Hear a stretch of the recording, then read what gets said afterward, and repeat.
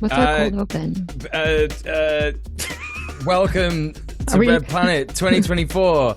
Oh God, we are live. It's my fault. Welcome everyone. Well, might as well make this the cold open. Hi everybody. There you Got This is a great start of the new year. It's a pretty I'm so cold, sorry. cold open. I'm sure our producer will clean this up. Yeah, that'll happen. And maybe our editor, because we got an editor now, which is interesting, isn't it? Yeah, definitely. Let's get right into it. Welcome. It's the first show of the new year. I hope everyone is doing great.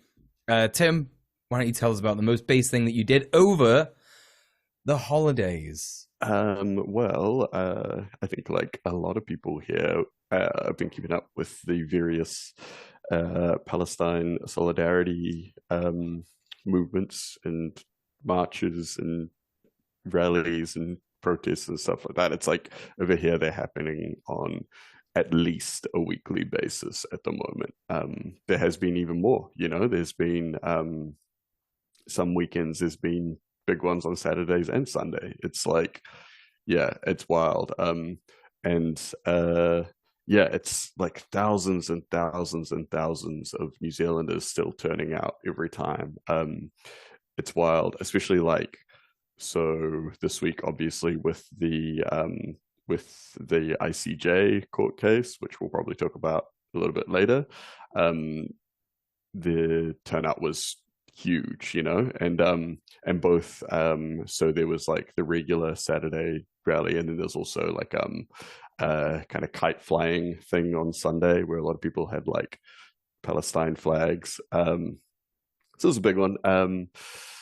And so there's all that stuff going on. The wild thing is our government this week kind of did a very pick-me move and said with the strikes on the Houthi on the Yemeni Houthis who struck at the heavy striking at the boats, the US and UK attack at them, which was like obviously direct retaliation on behalf of Israel. Our government was like, we support these, like we supported these strikes. They weren't clear exactly how they supported them, like, probably just like some kind of informational kind of thing or something like that. They said that they didn't have troops involved or anything like that, but they were like, we were part of this or whatever, and they were named as well by Israel and the ICJ as being part of those actions, which is like a really like kind of pitiful kind of pick me kind of move from our government, because we probably weren't very involved at all, but Judith Collins and Winston Peters from the National and New Zealand First parties that are part of the coalition government were like very, like, it's just like seems so desperate to be like, yes, we're up there with the US, we're part of this, and which has kind of come from, like, it has been met with almost universal kind of condemnation, because the overwhelming majority of New Zealanders are against against what Israel is doing. They've like these marches that we've been having, there's thousands and thousands and thousands of people, and so there's a New Zealand Palestinian dude who has been speaking at a lot of the marches and stuff like that, and he put a good point out on Twitter like last night, I think it was, that at these marches there's thousands and thousands of people, but there's only ever like 2 or 3 counter protesters with like Israeli flags, and they're like, it's the same people every time. There's only a couple of them, and when there was like a big poll that I think it was, I can't remember, maybe the New Zealand Herald did, that found like through like thousands and thousands and thousands of people, the overwhelming majority, like almost completely, there's an almost complete consensus that New Zealand just should not be backing Israel, should not be involved in anything like that. So so it's overwhelmingly seen as a bad move by our government to be getting involved in this, and to be getting involved with Israel as opposed to supporting Palestine, Or just shutting up, just Yeah, being yeah, quiet. yeah. Well, Like, that's I the thing. It's obviously, like I'm on team Palestine, but like, it's Yeah. like you said, it's very pick me to be like, I will have something to say. I would like to say this, and it's just kissing ass and deep throating boot. Ugh. It's it's so wild. And it's the only people that are happy with it are the probably the most kind of rabid far right supporters of like of a lot of the coalition partners, like our current government or whatever. Like there's just your average kind of center right people are still like they're opposed to this. It's like so I think the anti-war movement in New Zealand is picking up steam again, because it has been considered like the kind of anti-war movement in New Zealand has been considered a very like far left thing for a while now, like whereas back in the days of like the Iraq War and like previous things, it's always been like it's like that's the liberal position, but then it kind of got pushed out to being like the far left position, but now it's coming back to that liberal position, to even like the kind of like liberal centrist position. So which is good to see, because our government tends to do this. Well, I mean, I guess our people as a whole, like our kind of like state and media apparatus and all this kind of stuff, tend to do these things when it's like a war is over or like any kind of conflict is over. It's always like kind of gets the kind of image that gets pushed of like the New Zealand identity is like the people that were like, no, we're not gonna, like we didn't stand for like South African apartheid. We, like with the Springbok tour, we stood up against that. We stood up against this. We wouldn't let nuclear ships dock in our shores and all this kind of stuff. And it's always like a very small group of activists did that, protest that. And then at the end of the day, after all it's finished, everyone's just like, that was us. And it's like, well, it wasn't all of us. It's like the boomer Woodstock effect, or the boomer anti-war protest effect, where every boomer claims they're at Woodstock, and every boomer claims they like put their body on the line to fight against the Vietnam War. It's just like, and we are starting. I don't think the numbers line up with every single boomer being there. Actually, no, exactly. It's the same thing. Like, we are starting to see a lot of kind of media commentators and journalists that were very like rabidly pushing like the kind of Hasbara lines during the early days not the early days of the conflict, but in the days after October 7th sort of thing, that are now kind of like changing their position, or like, like kind of like relitigating their support for Israel and kind of being like,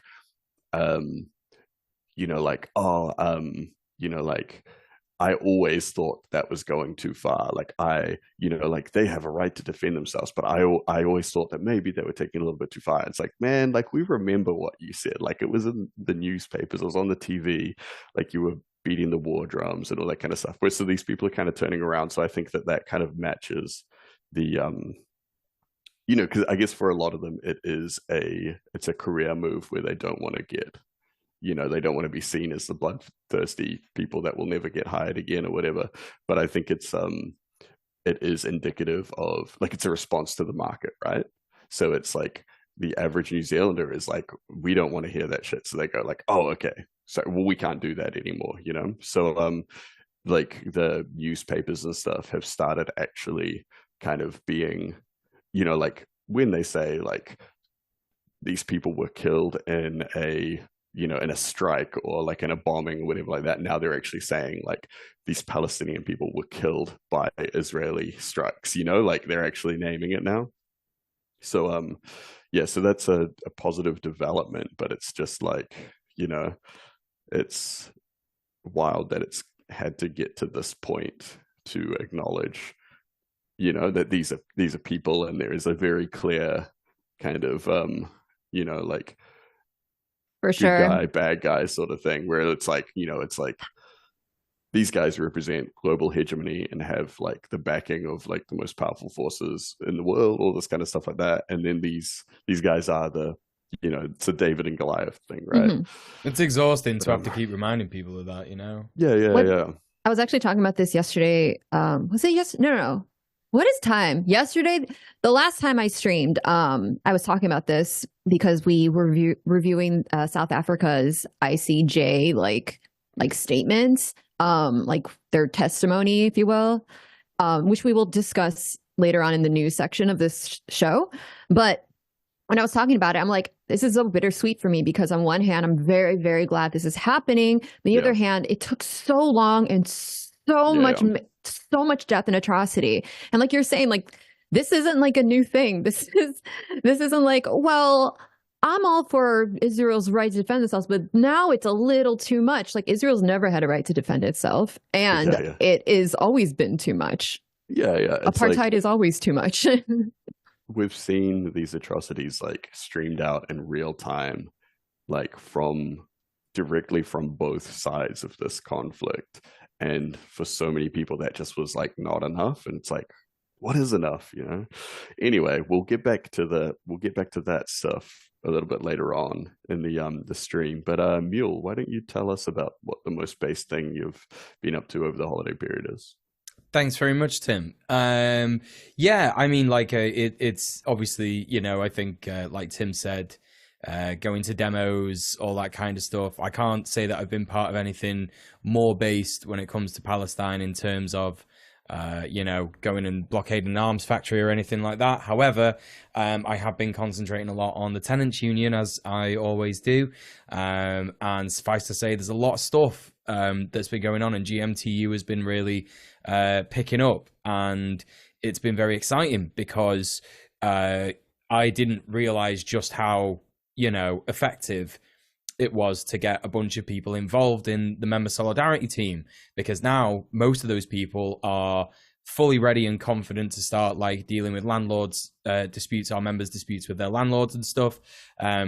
And they're sort of like just doing a lot of work, and that's great. And it's almost like my workload is dramatically reduced in that regard, so I can concentrate on other stuff, more like committee related stuff, which is just as important because, you know, it's sort of like, well, me and Connor, the guy who's also been elected to the committee for the member solidarity team, it's our job to kind of coordinate the team. Like, we're not managers in the sense that we're the boss. We can't like sack anyone, but we're supposed to sort of like help everyone cohesively know how to handle disputes and how to empower members and stuff like that, and you know, keep building tenant power at the heart of everything that we do. So I've been able to focus a lot more on helping with campaigns, which has been really good. For example, we did door knocking just after Christmas or just before Christmas, I can't remember exactly which. Just after Christmas, I think it was, we were door knocking on an estate in Hume, which is not too far from where I live, and they were trying to get everyone together in the Hume branch to sign a big letter to the social housing provider, because every single house with this particular housing association have got like terrible windows that are like 20 years old and they're all rotting. The houses are freezing, they're having to put the heating up loads, it's costing them loads of money. You know, these are all vulnerable tenants, you know, from a mixture of like disabled people, migrants, racialized people. Like it's you know, just such like an absolute mix of the most vulnerable people in society, and they're being failed, you know. And one of these people, who's like really, really nice, like they're all really nice. It doesn't matter if someone is nice or not, but it's just a particular, like, you know, observation for me. He was just like such a nice guy, and he was like very, very, very reserved in his criticisms and stuff, but it just got too much for him because over Christmas he's a 999 NHS responder, sort of like, you know, does the phone stuff and what have you, and he was like basically saying that he came home on New Year's Eve after doing like a night shift, you know, fucking New Year's Eve, and they like, his carbon monoxide alarm was going off, and so he phoned the gas emergency people. They said, right, sorry, we got to turn it off, speak to your housing association. And obviously it was freezing, he didn't have any like hot water, any heating in the house, no hob, and so like, you know, we said to him, listen, we'll do what we did with last year there was a member Anya in Oldham, and we did like a video to shame the housing association. So I went around with my camera and just basically filmed a bunch of all the windows rotting away, the mold in his bathroom, little bit of his NHS uniform to get the heartstrings going, all this kind of stuff, and just interviewed him and just said, tell us what's going on. Luckily we didn't have to use it because they immediately came around when they saw that we were tweeting about it. So that was very good. So they fixed that for him, but that's something that I've started doing again, is basically using my videographer knowledge to help the union. There's also a campaign I've been helping with in Ardwick, and I might be able to just give me a second. I might be able to find it for you. Oh God. For the podcast listeners, Mule just disappeared into thin air and just reappeared. I've got it here. I made this. I literally made this. Where is it? Oh God. There we go. No one can even see what it says because it's backwards and we're not in the right thing.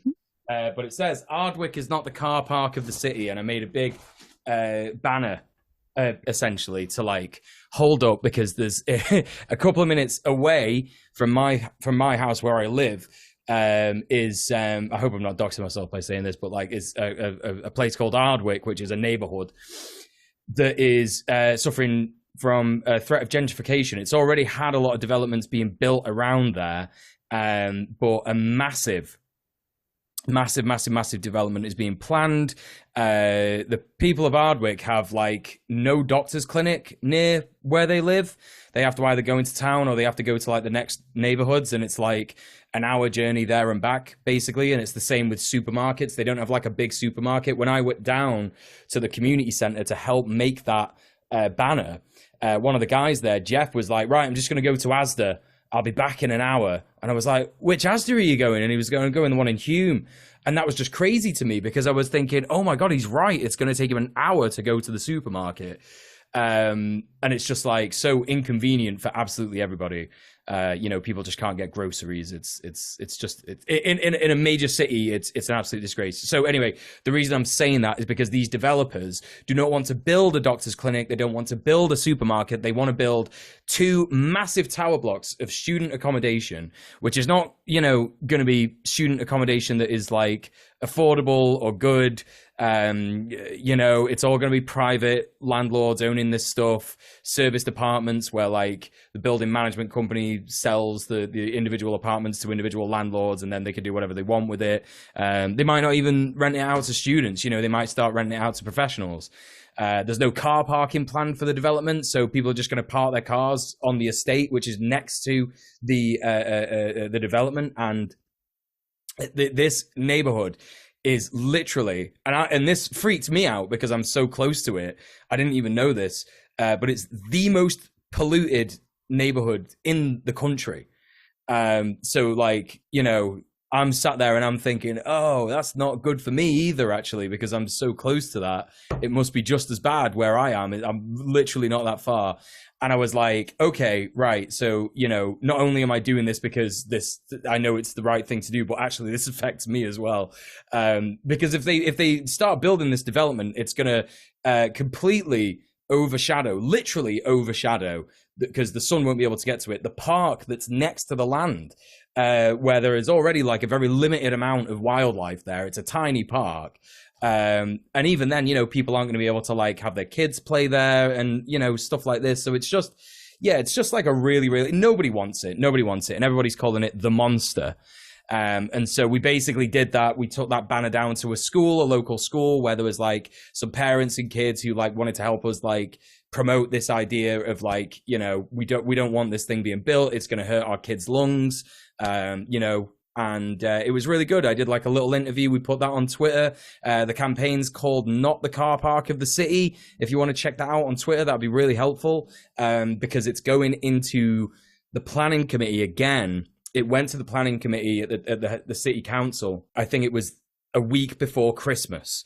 And I think that they did that on purpose because they thought they wouldn't be able to, you know what I mean, have much people in the way of opposing it. But we had 3 really, really good councillors, one of whom, Amna Abdul Latif, who is actually one of the councillors who stepped down from being a Labour councillor due to the stance on Palestine. And so she was there, and she was basically voicing her concerns on behalf of her ward. There was also Abdi, I think his name is Ghaffar, I might be wrong, but he was also like saying the same kind of stuff. And there was another guy, I forget his name, Gareth something or other, but he was another local councillor, and they were all saying this is obviously an attack on the working class people of this city. Ardwick has like an absolutely amazing multicultural mix. Like, you know, there's a lot of different types of people in Ardwick, and this is just going to like divide people more. It's going to bring more like rich people into the neighborhood, and it's just going to increase alienation and stuff like that. So we got that pushed back, but it's going back into planning this week. So if you could support it, that would be really, really good. Give us a retweet, all that kind of stuff. I'll find a link for you in the second and put it in the chat. But for the podcast listeners, it's not the car park of the city on Twitter. So that's that, really. I'm going to stop talking now because there's loads of stuff that I did over the holidays. But sounds like it. Yeah, I'm just disappointed that your banner doesn't talk about how you're bisexual on it. Yeah, it's hidden behind the green screen now. Yeah. For everyone who doesn't know what I'm talking about, Mule had made this sign that says "This bisexual stands with Palestine." Is it? That's right. But from a distance, it just looks, and the way that it's arranged on stream, it looks like an arrow just pointing down on Mule, and then it says "This bisexual Palestine." I've still got it. I'll show it for everyone who wants to watch the video. I love that sign. It's a classic Mule sign. I love the green screen. Just makes it look like you're diving around in the trash heap behind This you. bisexual, and then the stands with is written really thin marker, so from a distance you can't really see it, at least on stream. Yeah. You can see it now, but I don't know. I love that sign. It's a solid sign too. I'm really proud of it. I love when people have protest signs that talk about like personal stuff. That's like, you know, we need all sorts of like different signs at protest, but I like the ones where they're like, this Jude like stands with Palestine, or this bisexual stands with Palestine, to kind of like poke holes in the idea that it's, you know, that queer people could never, or Jewish people could never. Yeah, it's anti-pinkwashing, yeah. Yeah, exactly. Because like pinkwashing was like literally created to talk about Israel, right? And you know, that's like one of the classic lines of being like, well, you know, like if you went to Gaza, they would like behead you and throw you off a building or whatever.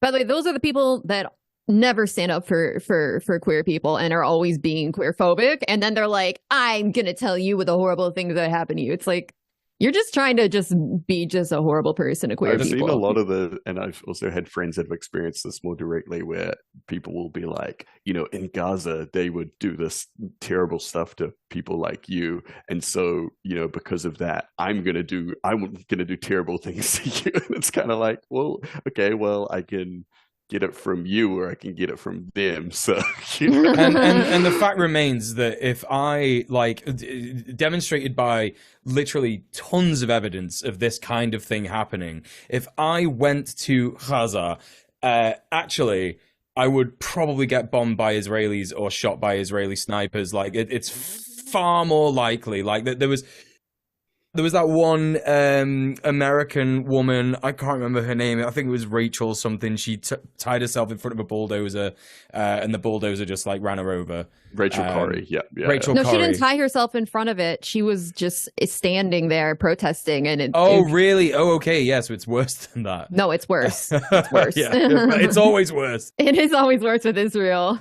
And she's become like a hero over there, you know, like, yeah, because the attention that she brought, you know, it's like that thing where it's like they can run over 20 Palestinians with a bulldozer and the international press will, you know, say nothing or whatever. But for a foreigner, especially like, you know, like a British or American citizen. I think she's white and blonde, right? Yeah, that's right. She was, yeah.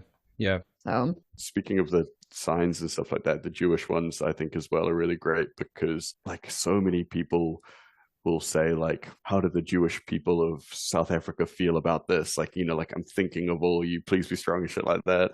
And then there was like someone that had reposted from one of the big protests over there, and it was this huge group with Jews for Palestine and all this kind of stuff like that. And they were just like, yeah, we're doing fine, actually, like, don't worry about us, which I think is good. And I think that like the visual is really strong, and it's a really great not just like show of solidarity, obviously, which is awesome. It very tangibly pushes back on that kind of that idea that all Jews are united in support of Israel, which they're absolutely not, So yes, that's great. It's actually now time for Kira to tell us what she's been up to over the holiday season. That's me. Thanks for asking. So Twitch banned me for terrorism. That's right. We can talk about it here, can't we? We can talk about it here. Yes. Yeah. Oh, that's great. There's a lot that I cannot talk about at the moment, but there's stuff that's happening. But like, I'm working with a lawyer, so that's all I'm gonna say. We're trying to figure out how to proceed, but so far Twitch has not been cooperative. To just fill everyone in, if you don't know a lot about me, I've been a streamer on Twitch for about 7 years. Twitch has kind of always headed out for me. They've banned me a bunch of times. The ban that Twitch administered prior to this one was a ban for 2 weeks for quote unquote commentary grouping white men. So just to give you a flavor of what kind of repercussions I've been receiving from just existing on Twitch. And you didn't even say the C word. I didn't even say any of the naughty words. It was just merely just commentary grouping white men.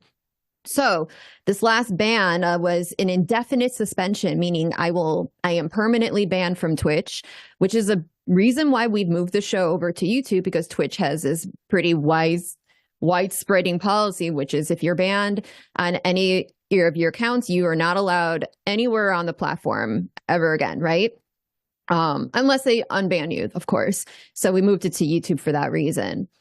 So while I'm fighting that ban, and by the way, for the record, I don't know why specifically I was banned. They just said it was because I was providing like positive, something about I was like speaking positively about terrorism, or I was somehow something about me doing something with regards to terrorism, but it's very vague. They haven't responded to any of my requests, like reaching out to ask like what's the detail here, which is really frustrating because like I have been with Twitch for so long, and this is a pretty egregious accusation.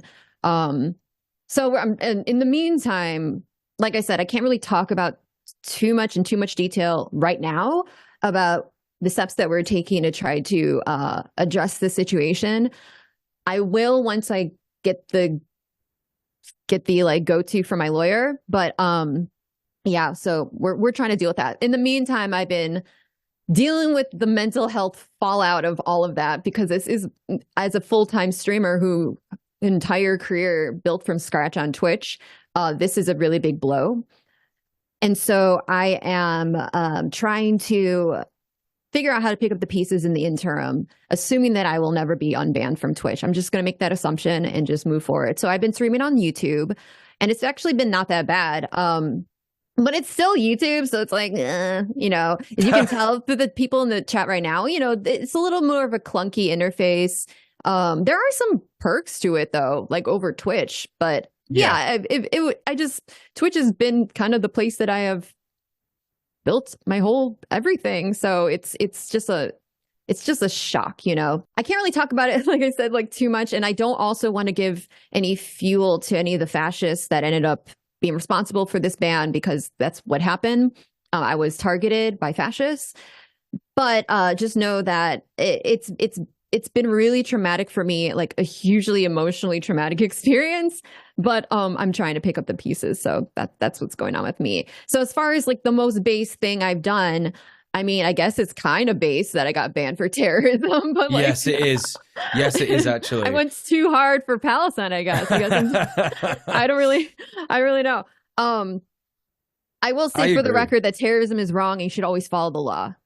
Yes, as we always maintain here in the Red Planet Show. It's true, isn't it? Yes.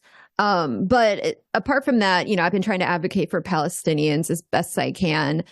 But yeah, this has been a pretty hard emotional blow that's kind of like thrown me off my feet a bit. So bear with me as I try to get back on them. Well, just so you know, that I've always been a very big advocate for subbing off Twitch and not giving Twitch any money and asking for donos directly to my PayPal and stuff like that. And whenever I mention it now, I mention the fact that the main reason that you shouldn't give Twitch any money is because it bans people for talking about Palestine.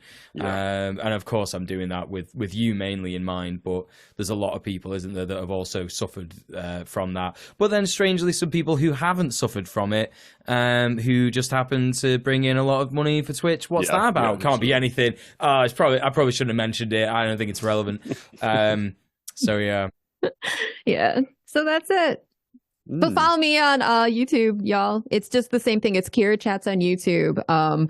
And make sure you hang out with me. And you know what? If you show up from this show and you hear me saying this and you show up to one of my next streams, say you did that, because it makes me feel like when I say these things that people are listening. So it's really cool if someone's like, hey, you said that you moved to YouTube on Red Planet and that's why I'm here. And then we'll become best friends. That's how it works. That's how me and Kira became best friends, actually. That's true. We are friends, actually. It's true. Yeah. We do talk outside of stream. It's not just an illusion for stream. No. That's true. Yeah, right. All right. So what do we have next on the docket? Oh yeah, the most base things we've done. So if you want to be included in the next Red Planet show in the intro, because this is kind of an unconventional show in which we're kind of catching up after a lot of time being away, a lot of stuff. But we want to know what base things you've been doing. You can message us on Twitter, Instagram, or TikTok, or send us an email to based@redplanetshow.com. Include your name and pronouns if you're cool with that, and we may shout it out in a later episode. So let's jump directly 2 feet first into the deep end of the news, shall we? All right. Let's do ready. First story. COP28 was embarrassing nonsense, of course. In December of last year, the UN held their 28th annual climate conference, known as the Conference of All Parties, or COP28 or COP28 in Dubai. The UAE is one of the top 10 oil-producing countries in the world. The conference appointed Sultan Al Jaber, a chief executive of UAE state-owned oil company ADNOC, as its conference president. So to be clear, the chief executive of a major oil company oversaw the COP28 conference. That sounds normal. Yeah. Not a conflict of interest in any way. Yeah, of course not. Jaber uses his position to claim that there was no science, quote unquote, behind the idea of a phase out fossil fuels to tackle climate change. His company is expecting to massively increase their oil production over the next decade. Some may take comfort from the fact that the summit made a promise to move away from fossil fuels despite Sultan Al Jaber's comments, but this would be pretty silly. The commitment isn't legally binding and doesn't compel countries to do anything, and it doesn't specify any timescale, which is a pretty typical, just say things, but never actually have any sort of specific actionable items, so you can never really be held to account, This year's COP29 is set to take place in Azerbaijan, another oil-rich country that has been carrying out genocide in Armenia to gain better control of the Baku oil field. So, wow, we look forward to that one. Yeah, being also equally productive. Everything just comes back to these petrochemical and other kind of resource extractive kind of industries, right? It just all comes back to, oh yeah, by the way, this is all about oil, or this is all about cobalt or lithium, or there's so much more of that even just in the news today. Right? Well, there was an amazing article, I forget who wrote it, in the latest edition of Organize. If you're not already subscribed to Organize, I think it's the Anarchist Federation on Patreon. Really, really cool activism and organizing, as the name implies, magazine. There was a really cool piece in that about the genocide against Armenians and how many British Tory politicians are actually part of what I think is a lobbying group to support Azerbaijan in its genocide, and it's got one of these horrific names like Conservative Friends of Azerbaijan or something like that. Yeah. You know what I mean? Where it's like, and it is literally just all about oil. It's literally just all about trying to extract that value. So yeah, it's disgusting. Yeah, and I mean, it's like there's so much of what's going on, like we see this a lot with like Gaza and stuff, where it's like people come up with these just like super convoluted things about like, oh, this is a war of culture, this is a war of religion, this is like a war of this, that, whatever, and then it's just like you just like pull the string just like a tiny little bit, or like you take the mask of the Scooby-Doo villain and it's just like capital, it's just like, oh, there's like value here in some way, just like material value. It's like a resource or whatever. And it's like, like it's just so obvious. But it's like then, you start pulling the string on that and you go like, oh, okay, well, who stands to profit here? And it's like, oh, the usual suspects. Anyway, we'll get more into some of that with some of these other things. But our next little number here is about the riots breaking out in the DRC, so the Democratic Republic of Congo, as former oil executive opposition candidate declares the election rigged in favor of his opponent.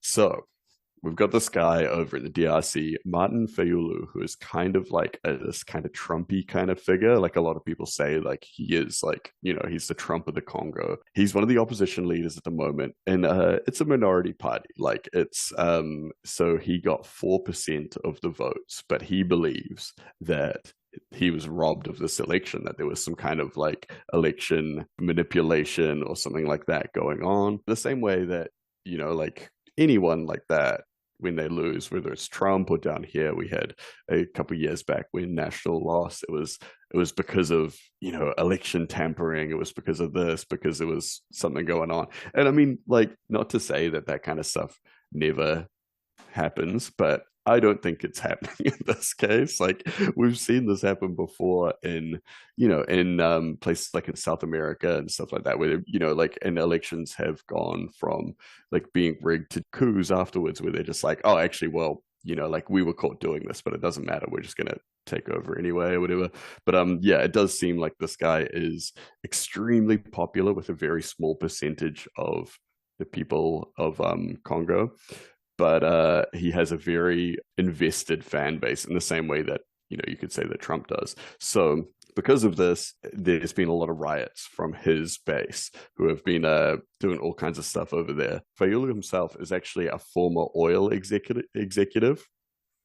But as always, this billionaire petrochemical profiteer is a man of the people, according to his fans. He understands the working class people of Congo. Actually, he's just like Trump. He's like so far removed from the working class. He was an executive in the petrochemical industry, mainly for Mobil for about 20 years. He's doing the thing that a lot of these kind of populist types do, where it's like they do look at these real economic pressures and like these anxieties that people have, where they're like, yeah, like things do suck now, so he's saying things like, is there a single Congolese who can tell me that he lives better than in 2018? And then he says, so Mr. Tshisekedi, I think is how you pronounce that, who is like, the current president and the incumbent, the guy that won the election, who is going to be the next as well. He's saying he has done nothing, since 2018. He's done nothing. None of our lives are better than they were back then. And it is like a really poor country. So according to BBC statistics, about 2/3 of the country's 100 million people live below the poverty line. So that's 2/3 of 100 million, which is like wild. Yeah, it's a lot of people. Yeah. So that's wild. So earning £1.70 a day or less. This is not a poor country. It's a problem of, the distribution of wealth. Yeah, of exploitation. Yeah. So Fayulu himself is like, he's a super rich oil dude. He doesn't have anything in common with these people that are earning like $2 American a day or anything like that. He's living sweet because of the privatization of these resources that is causing this kind of like wealth disparity, right? So yeah, pretty ironic that he's saying that. So he got about 4%. The next guy up there got like, in the opposition, they got like 16%, is a mining magnate football tycoon dude as well. So it's kind of like there's populist reactionary kind of forces on the right over there that are like basically representatives of these extractive industries, that want to take this wealth. They're claiming that they can support these industries to help out the people of Congo.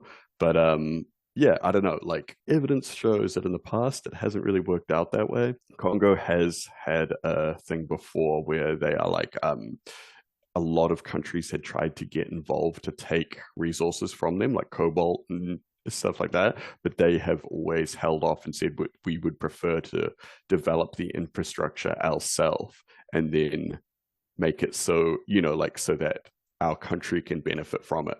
But it looks like what these guys are trying to do is more like further privatize those resources so that other people can come in, like people like ExxonMobil can come in, set up the infrastructure and pump everything out and send it overseas. And while obviously that will it'll give jobs to people and all that kind of stuff, it's fundamentally not addressing the bigger picture. It's not really going to help out the working class people of Congo in the long term.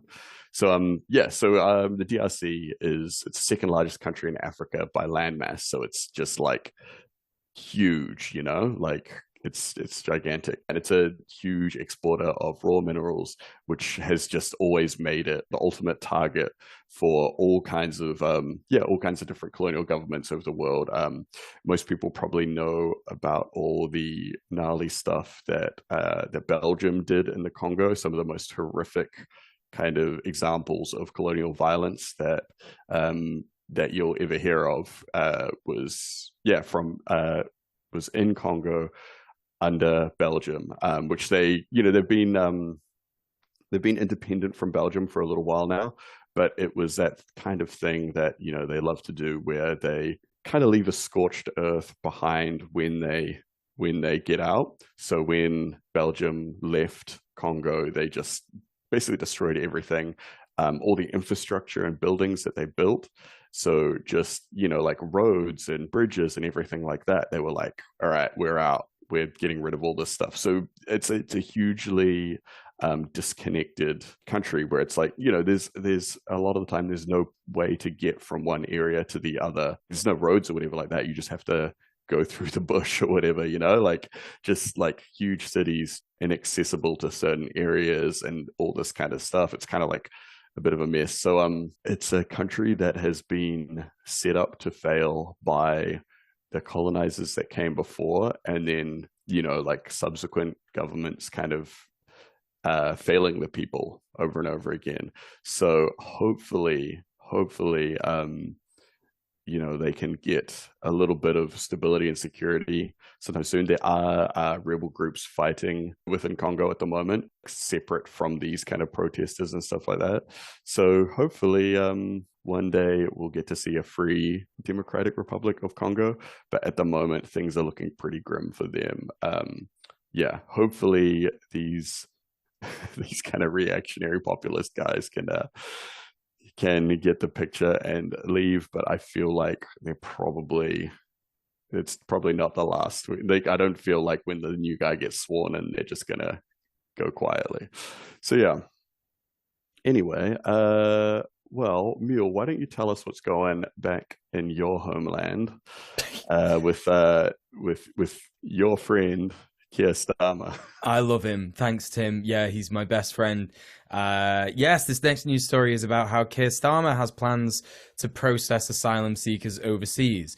And some of the Americans who watch the show and listen to the show, or perhaps anyone in Europe outside of the UK or anywhere in the world, will be thinking, hang on a minute, DJ Mule, don't you mean Rishi Sunak has plans to process asylum seekers overseas? No, actually, this is the leader of the quote-unquote opposition in our country.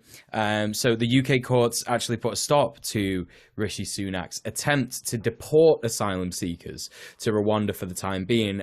This is something we've spoken about on the show. We had Jess from, Jess actually speaking in their own capacity as an independent journalist. I think that was when we had them last on the show, and they were talking about the actual law and what's surrounding the possibility of the Tory government being able to deport asylum seekers to Rwanda. There are, of course, many problems with that in general, but that was a big plan in the Tory government at the time that we were discussing that. Since then, it's been put to bed, but Parliament has been working on a new immigration agreement, and according to a report from the Times, the Labour Party has developed plans to instead discourage refugees from ever landing in Britain by processing their asylum claims offshore. So if to kind of like put you in the picture of this, if you're wondering why this is such a vile thing to do, asylum claims are similarly bureaucratic in the way that, like, I don't know, I don't want to say it's exactly the same, but it's very similar to, like, maybe you're a trans person seeking healthcare, maybe you're a neurodivergent person who wants to get diagnosed.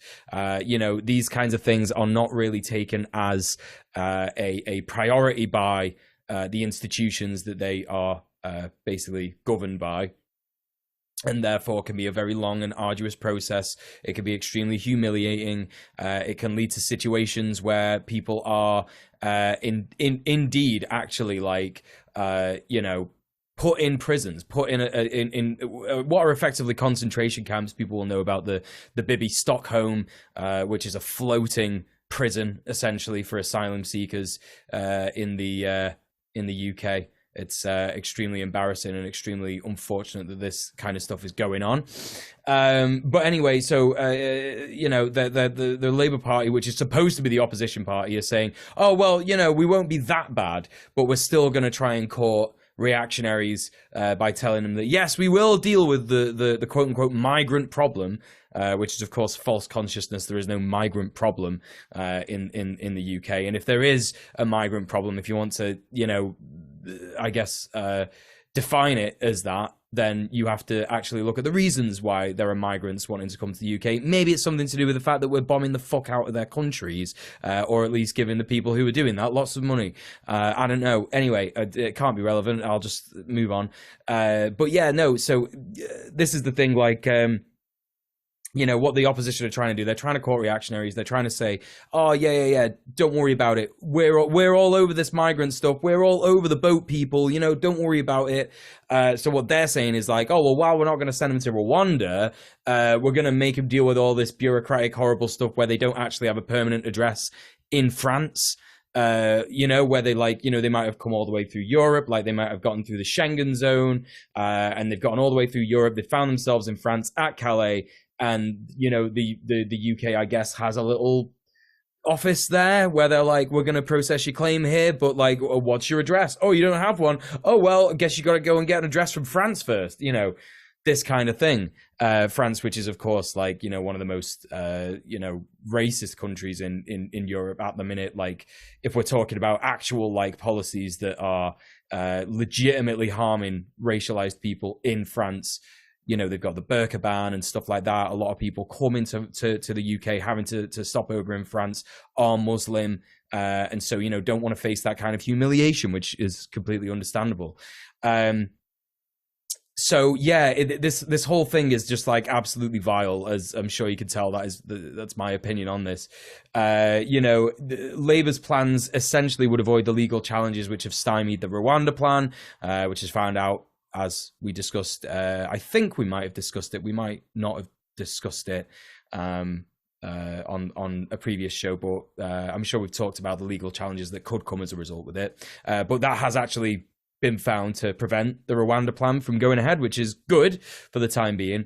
It was out of compliance with the European Convention on Human Rights, unsurprisingly, and the UN Refugee Convention as well. The Tories have expressed resistance to allowing asylum seekers to apply from within European nations out of fear it will encourage further illegal migration.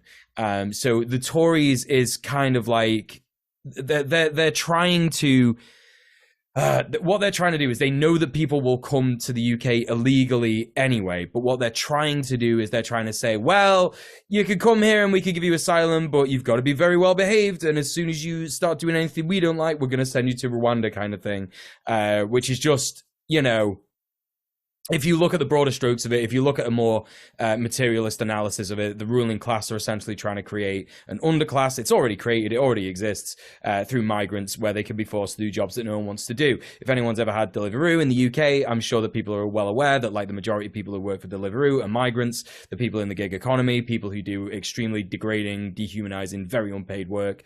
And so, you know, it's kind of like, do this stuff, be well behaved, be happy with your shitty temporary accommodation, don't complain, otherwise you go into Rwanda. That's kind of been the Tories' idea about it. But of course, Labour's idea is, like, you know, arguably more insidious, I would say. Like, it's on the same level, at least. I don't think it's any better. You know, there's no liberation involved. There's no anti-racist elements to this idea. It's bureaucratic, and bureaucracy kills, as I was implying when I started reading this news story. But this is not, you know, unique to the UK. Leaders in several countries have been considering similar offshore asylum schemes, like Austria, Denmark, and Germany. You know, this is something that you've got to think about in terms of numbers. You know, nearly 30,000 migrants crossed the English Channel in 2023. And, you know, a lot of those migrants are hoping that they can, you know, just get in the country and sort of, like, you know, blend in and you know, get a job. And I think that, like, you know, someone listening to this show might be thinking that I'm coming at this from a reactionary point of view, but no, I think that's based, actually. I think more migrants should be able to do that, because they should just be allowed to have a normal life. But the thing is that, like, you know, a lot of those migrants that have been apprehended by the border force, or perhaps you know, right-wing reactionary groups that do indeed, you know, patrol the shores of Britain, which is just completely fucked. You know, they will get apprehended and therefore sent to the police, sent to the Home Office, processed, and then put in one of these horrific prisons for asylum seekers in the UK. So it's an awful situation, and you know, it doesn't nearly come close to solving any kind of a problem. You know, I would suggest that if Keir Starmer wanted to solve the problem of migrants coming to the country, maybe he could just not solve it, because it isn't actually a problem. Let them come here, or stop apologizing for Israel and promising to give them a lot of money when you get into power, and also all the other you know, countries that are oppressing places in the Middle East where a lot of these migrants are coming from, and in Africa. Let's not forget Africa as well.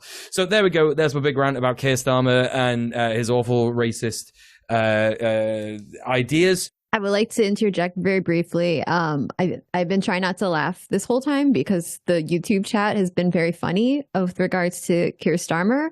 I just want to read. This is very untraditional, but this is a first show, new year, and I feel like kind of going off the rails a bit. Just a couple of the comments that were made.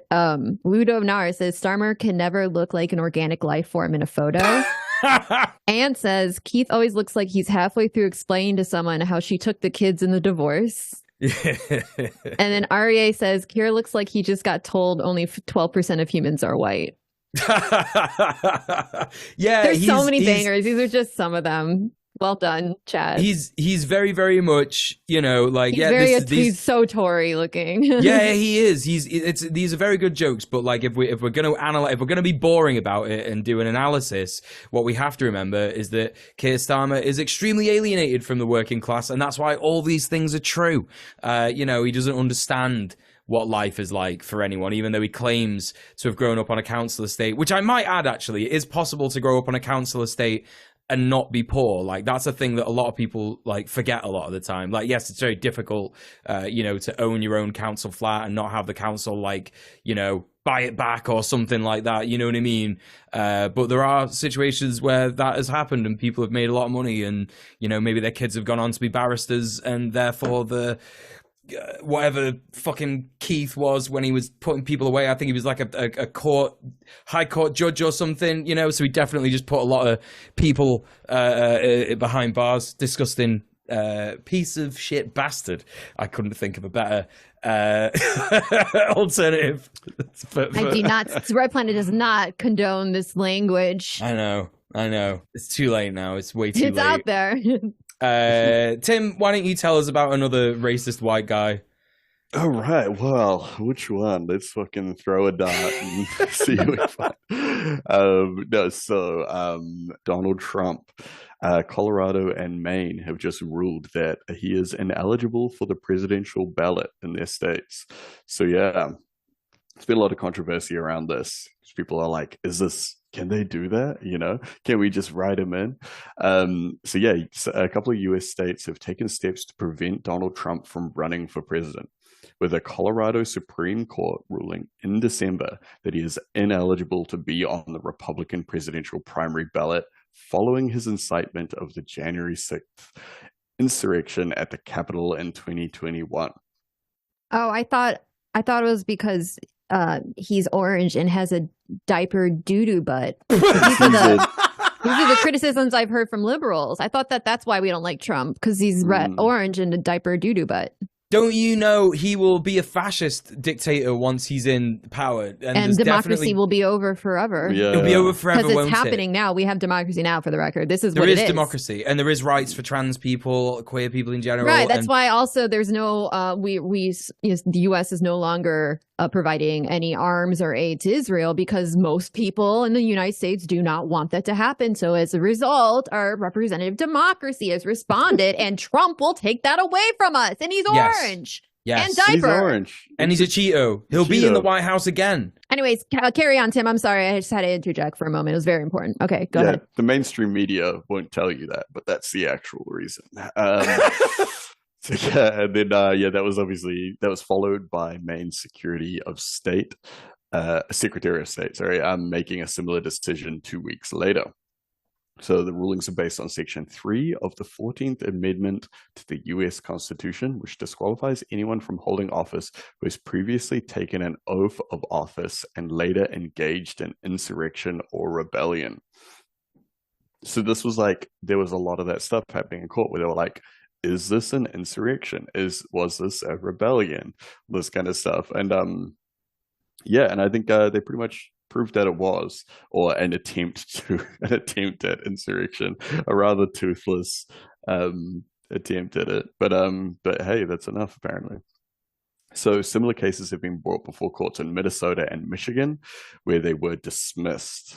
Yeah. So it's interesting that they were dismissed, whereas they were held up in the other states. It probably has more to do with the entrenched bureaucracy in those areas. So Trump has appealed these decisions in the US Supreme Court, a third of which was appointed by Trump himself. Which is we've talked about this a couple times on stream, where it's like a single president or prime minister can have such long-lasting effects on things. And this is legacy, right? Like, he's put all these shitty people in places of power. They might side with him, they might not. It does seem like the Republican establishment sees him as a bit of a liability at this point. So even though he got these people in, they might turn against him. But still, those are every Republican appointee is is one we don't need. So he's lodged these appeals, and the Supreme Court has agreed to hear the arguments in the case, starting from early February the 8th, and the court is under a tight deadline to make a decision, as primary ballots must go to print ahead of the March 5th primary election. So they got to print out all the ballots with all the names on them and everything like that.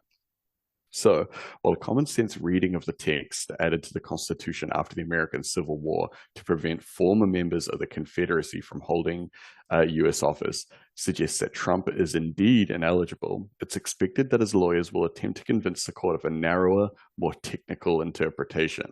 One possible basis for the argument holds that because the amendment does not explicitly name the office of the presidency, only their electors, it does not apply to a former president. So it's like they're trying to figure out any little kind of loophole or angle, which is that's what the American system is all about, right? Just common sense reading comes secondary to how good are our lawyers at finding holes in this. this is only one of several court cases the former president is currently embroiled in. There's 4 other criminal cases with a whopping 91 felony counts have been brought against him, including business fraud in New York State and federal election interference in Washington, D.C.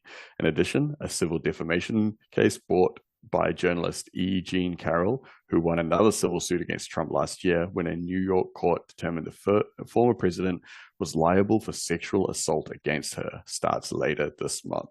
So it's like all of these different cases coming out all around the same time. It's pretty wild. It has seemed like for a while nothing could stick to him, you know, like he's done so much stuff over the years. Even before being president, he's just commands such vast wealth that he was able to pay his way out of basically anything, lawyer his way out, sort of thing. So it's interesting to see all the stuff coming to a head now. If he does manage to get back on the ballots, a lot of those cases probably, like a lot of those, the charges against him are probably just going to get thrown out, or he'll find some way of getting out of them, you know.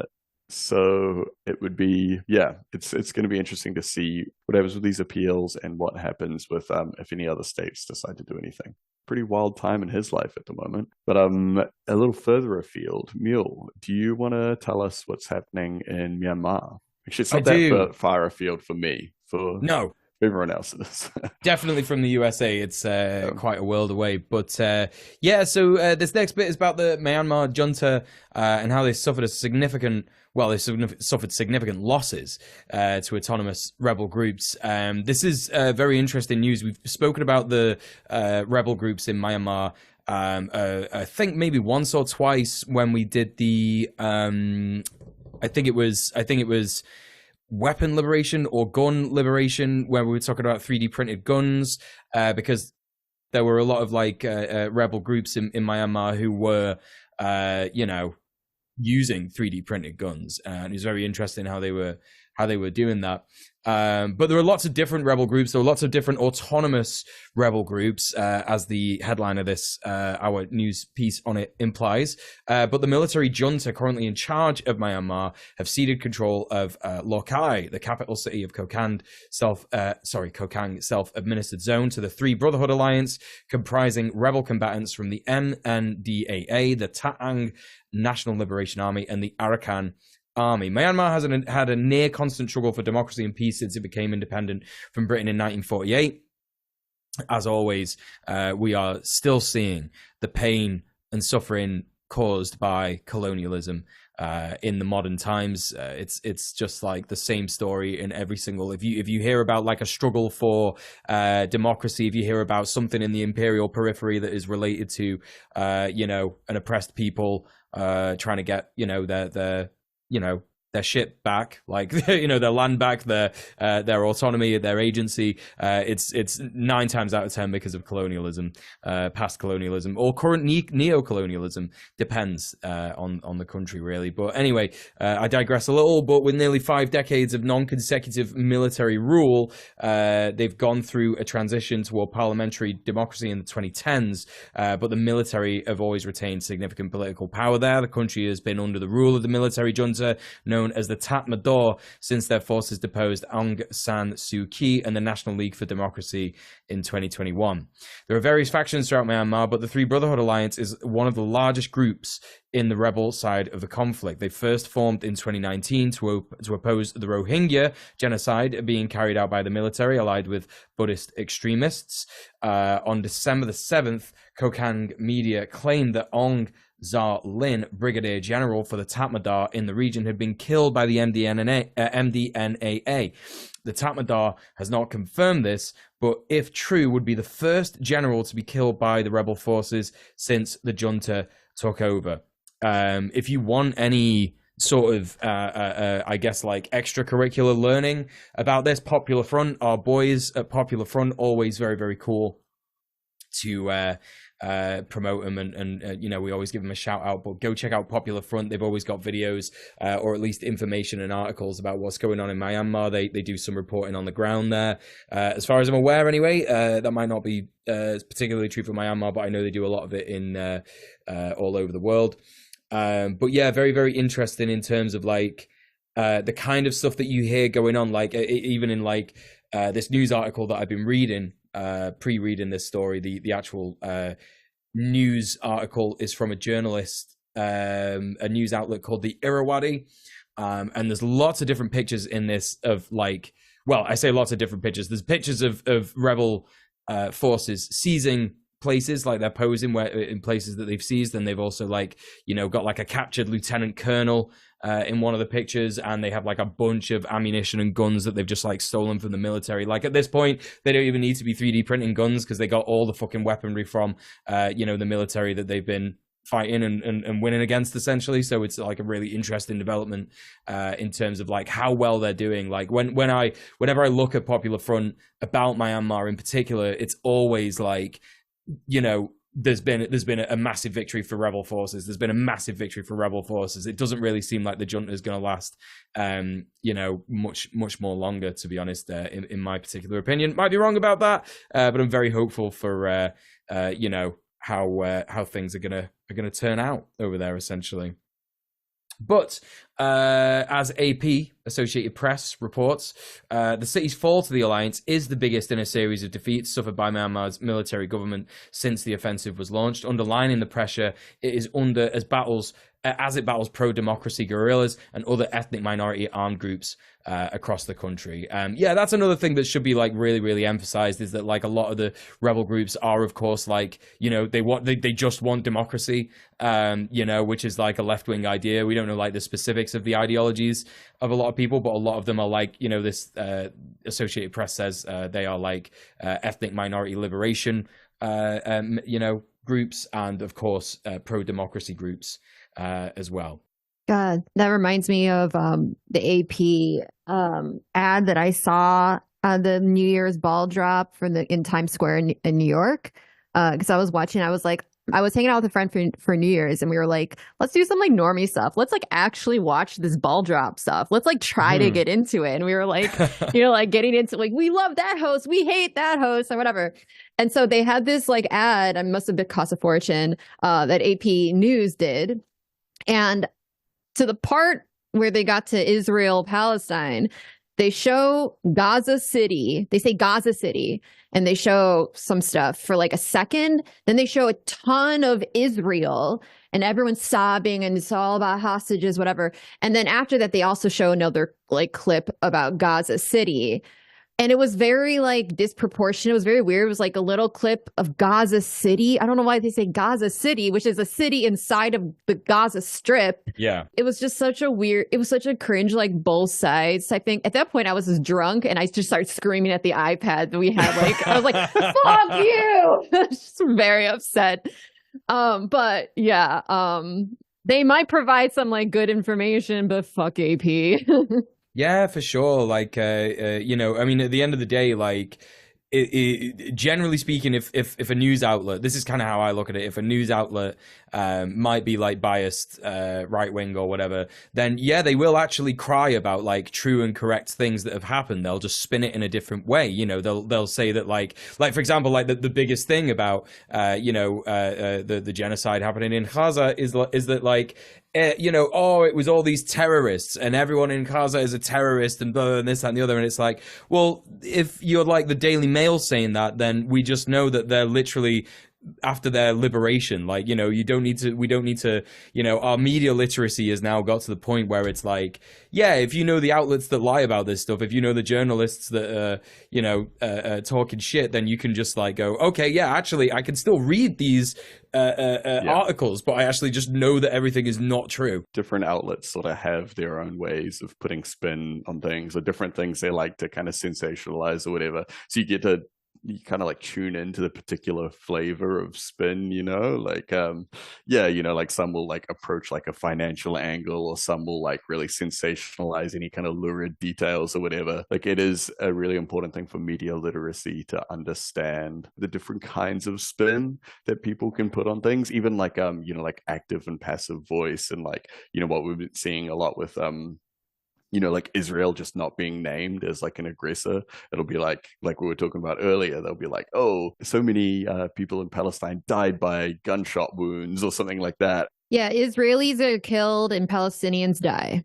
yeah, it's just like who shot the bullets? Where did the bullets come from? What I've noticed, like in this ad, it's very consistent. Like Israelis are killed, Palestinians die, but also Israel is named over and over again, whereas Palestine is typically not named as much. Usually it's Gaza or Oh the yeah, territory or West Bank, or it's always like fragmenting what is Palestine. Rarely do they say occupied Palestine to describe Israel. Yeah. It's like Israel to normalize the existence of Israel and to and to like denormalize what it actually is, which is Palestine. Yeah, the one super wild and egregious example of spin that I saw this week. This is kind of getting off tangent. We'll get back to the other stuff, but it's it's funny. So you know how we were talking earlier, and I mentioned about how the New Zealand government had kind of thrown its lot in with America and the US and said, like, we support these strikes because they are affecting international trade and all that kind of stuff. So I think it was the Herald put out like a story, one of their, I don't know if it was like front page, but it was like one of their big ones that was basically like, this is what like Yemeni pirates, this is the effect that Yemeni pirates are going to have on New Zealanders getting their Easter eggs on time. And it's like like wait, like people are dying, and it's like deranged, because also it's like, okay, well, so are we getting our Easter eggs from Israel? Are they coming through the Red Sea in any way? So many things wrong with this, because it, like, what is wrong with people? Like, are we really that uncreative that if your kid doesn't get an Easter egg for Christmas, that you can't like make a pretend egg? You can't like make, I don't know, like a dessert that's in the shape of an egg or whatever. You know what I mean? You know what this is? This is whiteness. Whiteness erases all culture, all creativity, all ingenuity, and replaces it with like consumer products and Wonder Bread bologna sandwiches. Capitalism, tell me what I need to do. Yeah. Yeah, it's just a vacuum, right? Yeah. And then you just have like trends that you do together. Oh, okay, we have a trend. It's nothing. They've truly stolen creativity from literally everyone. Like it's vile. And you don't have to be like actually white to fall victim to this, because you just have to live in a world dominated by whiteness, which we do. And then all of a sudden you don't have that specific like Mattel branded item that you wanted to get, and now everything is ruined because you can't conceptualize like what the point of these actual gatherings are. It's not just to like purchase a plastic product and then hand it to someone. They go, thank you for the specific plastic product. That's like, that is so like completely abstracted from like the point of these things. It reminds me also of like when Mr. Beast did that video where he did like his version of Squid Game, where Squid Game is an anti-capitalist piece, right? It's very it's very subversive, and he just like copies the suits, copies like this, like let's make some like type of like elimination game type thing, but it completely guts the actual point of what Squid Game is supposed to be about, what it's actually supposed to be critiquing. But because he's such a capitalist, because he is such a product of capitalism, he ended up just creating almost like a mockery of what it is, where he's doing a capitalism instead of doing an anti-capitalism, right? Yeah, and I mean that's exactly what we saw with this, right? Where it's like, so what is, if you believe in Easter, if you're doing the kind of Christian Easter celebration thing, what are we doing here? Where it's like some kind of family celebration based on a story about a dude that was like, well, it's like Easter's like the resurrection, right? It's like a dude from fucking occupied Palestine, celebrating his life, all this kind of stuff. And then it's like, it's just been reduced to like, oh, actually, you can't get your little chalky eggs in time, even though you can. Like, it's a lie that you can't, because there are these, because there's this conflict going in the place where it's like, with thousands of children are being killed. Like the descendants of Jesus are being massacred, so you don't get your plastic toy. And you're mad at the descendants of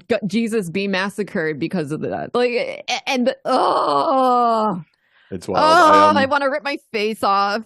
So it was a news hub that posted the story. They changed the headline on the website, but it's still there on the tweet.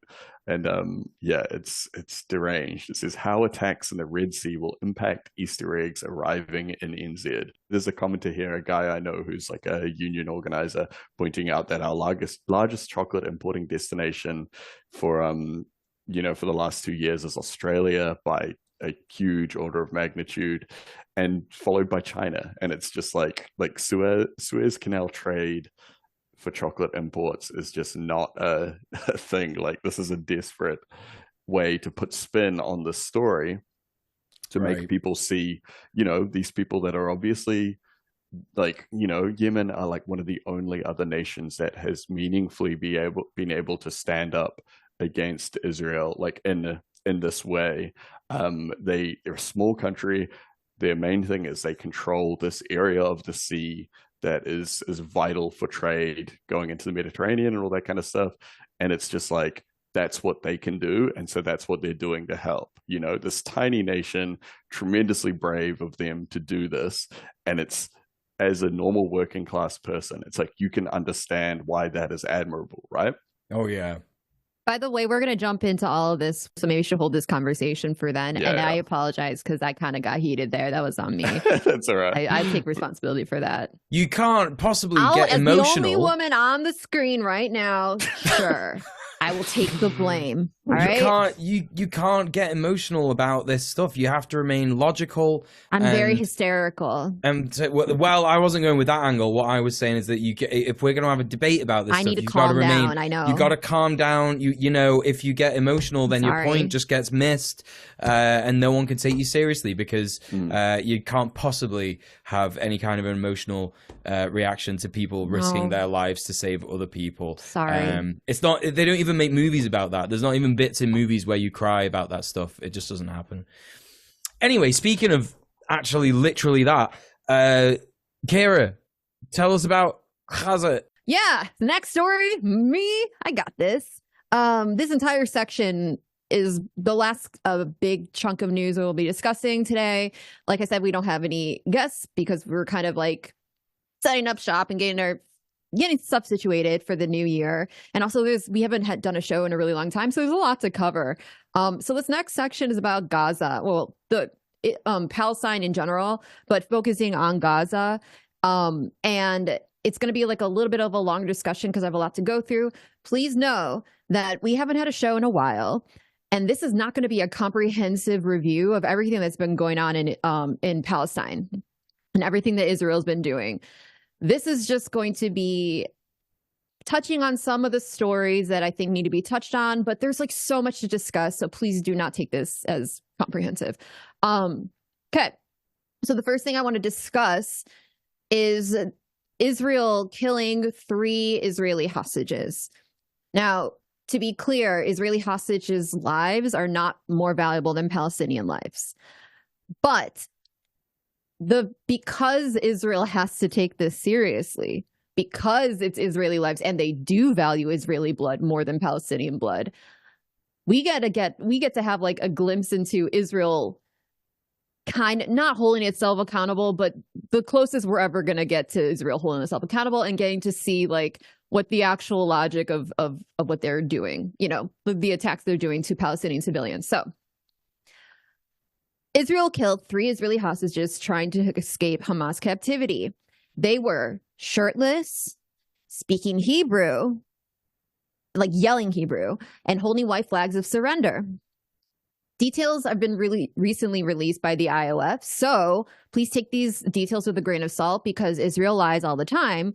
But like I said, because they're Israeli hostages, there is a little bit more of a truth that's trying to be sought here, as opposed to just being able to lie willy-nilly about Palestinians because, they're Israeli. But also recognize that this perspective because it's based in favor of Zionism, you can take everything they're saying as like best case scenario. They're not erring on the side of the other side, right? They're erring on the side of trying to make themselves look better. So here's kind of like what we know so far. 5 days before the hostages were killed, an IOF unit had heard cries of help in a building where they had engaged in a gun battle with fighters. The unit judged the cries to be a ruse, and suspecting the building was booby-trapped by Hamas, did not search it, and instead directed fire from helicopters and tanks towards it. So just already just note that. According to the IOF, of course, this is just what they say, so take it with a grain of salt. They heard cries for help, and they decided to shoot at where the cries for help were coming from. Now imagine if these are Palestinians. They've been trained to do that. Some of the stuff that you hear about, like IOF soldiers being trained to do, I saw a rabbi in the UK. He was talking, I think it was Middle East Eye were doing the story, and he was talking about how he went to Israel and he spoke to his son who's in the IOF, and it was literally like saying, I spoke to all the soldiers and they were utterly unprepared for everything that they've come across in Gaza, right? And you could take that a couple of ways, right? The way that I am choosing to take it, because I believe it's the most accurate, is that they have been trained to kill civilians and they did not expect a resistance. Like that is fundamentally what it is. Like that, you know, there's been more videos of Hamas soldiers, PFLP soldiers, like Al Qassam Brigade soldiers, like attacking IOF tanks and shit like that, you know? So very, very, just like very telling. Exactly what you said, Kira. Like they're shooting at people who are saying "help me," because that's kind of, it's not only like ideologically, that's what their, you know, consent is manufactured to believe as they grow up as Israelis, or even Israelis as Jews in the diaspora before they become Israelis, if they're you know, migrating there or whatever to simply do war crimes. So, you know, it's just one of those things. But yeah, sorry to. No problem. Yeah. Well, I'll touch on that, what you said a little bit later too. So IOF shoots at this building because they heard cries for help, and they killed several Hamas fighters. The military believes, the Israeli military believes that this attack allowed for the Israeli hostages to escape. So according to a senior officer in the Southern Command, citing an initial probe by the IOF, the incident began after one soldier stationed in a building identified, quote, 3 suspicious figures exiting a building several dozen meters away. I just think it's funny that they think they're very suspicious. Yeah. All 3 were shirtless, with one of the figures carrying a stick with a makeshift white flag, which is the universal symbol for surrender. Yeah. Yes. And so attacking someone who is waving a white flag is, like, you know, considered a big whoopsie, a big no. And it should be noted that we have like so many testimonies, so much like footage of Israel shooting and killing Palestinians holding white flags, but lots of people don't seem to care about that, and lots of people seem to deny it and say you're an anti-Semite, something blood libel, something if you claim that. But now, because they're Israeli, we have to actually believe it. And yeah, so it's true. Israel shot at the hostages that were shirtless and holding white flags. Anyways, the soldier, who believed the men moving toward him was an attempt by Hamas to lure IOF soldiers into a trap, again, this is according to the IOF, immediately opened fire and shouted, "Terrorists!" to the other forces. According to the probe, that soldier killed 2 of the men, while the third hostage, who was hit and wounded, fled back into the building from which he came. At that stage, the commander of the battalion, who was also in the building where the soldier shot from, went outside and called on the forces to halt their fire. Meanwhile, sounds of someone shouting "help" in Hebrew were heard by the troops in the area. So then, according to the recent IOF probe, 15 minutes elapsed from those 2 hostages being killed and this last hostage being shot and killed or after he was wounded already. So just know that 15 minutes after they had 15 minutes to figure out what they're going to do. And this third man comes out of the building, and then another soldier open fires and kills him.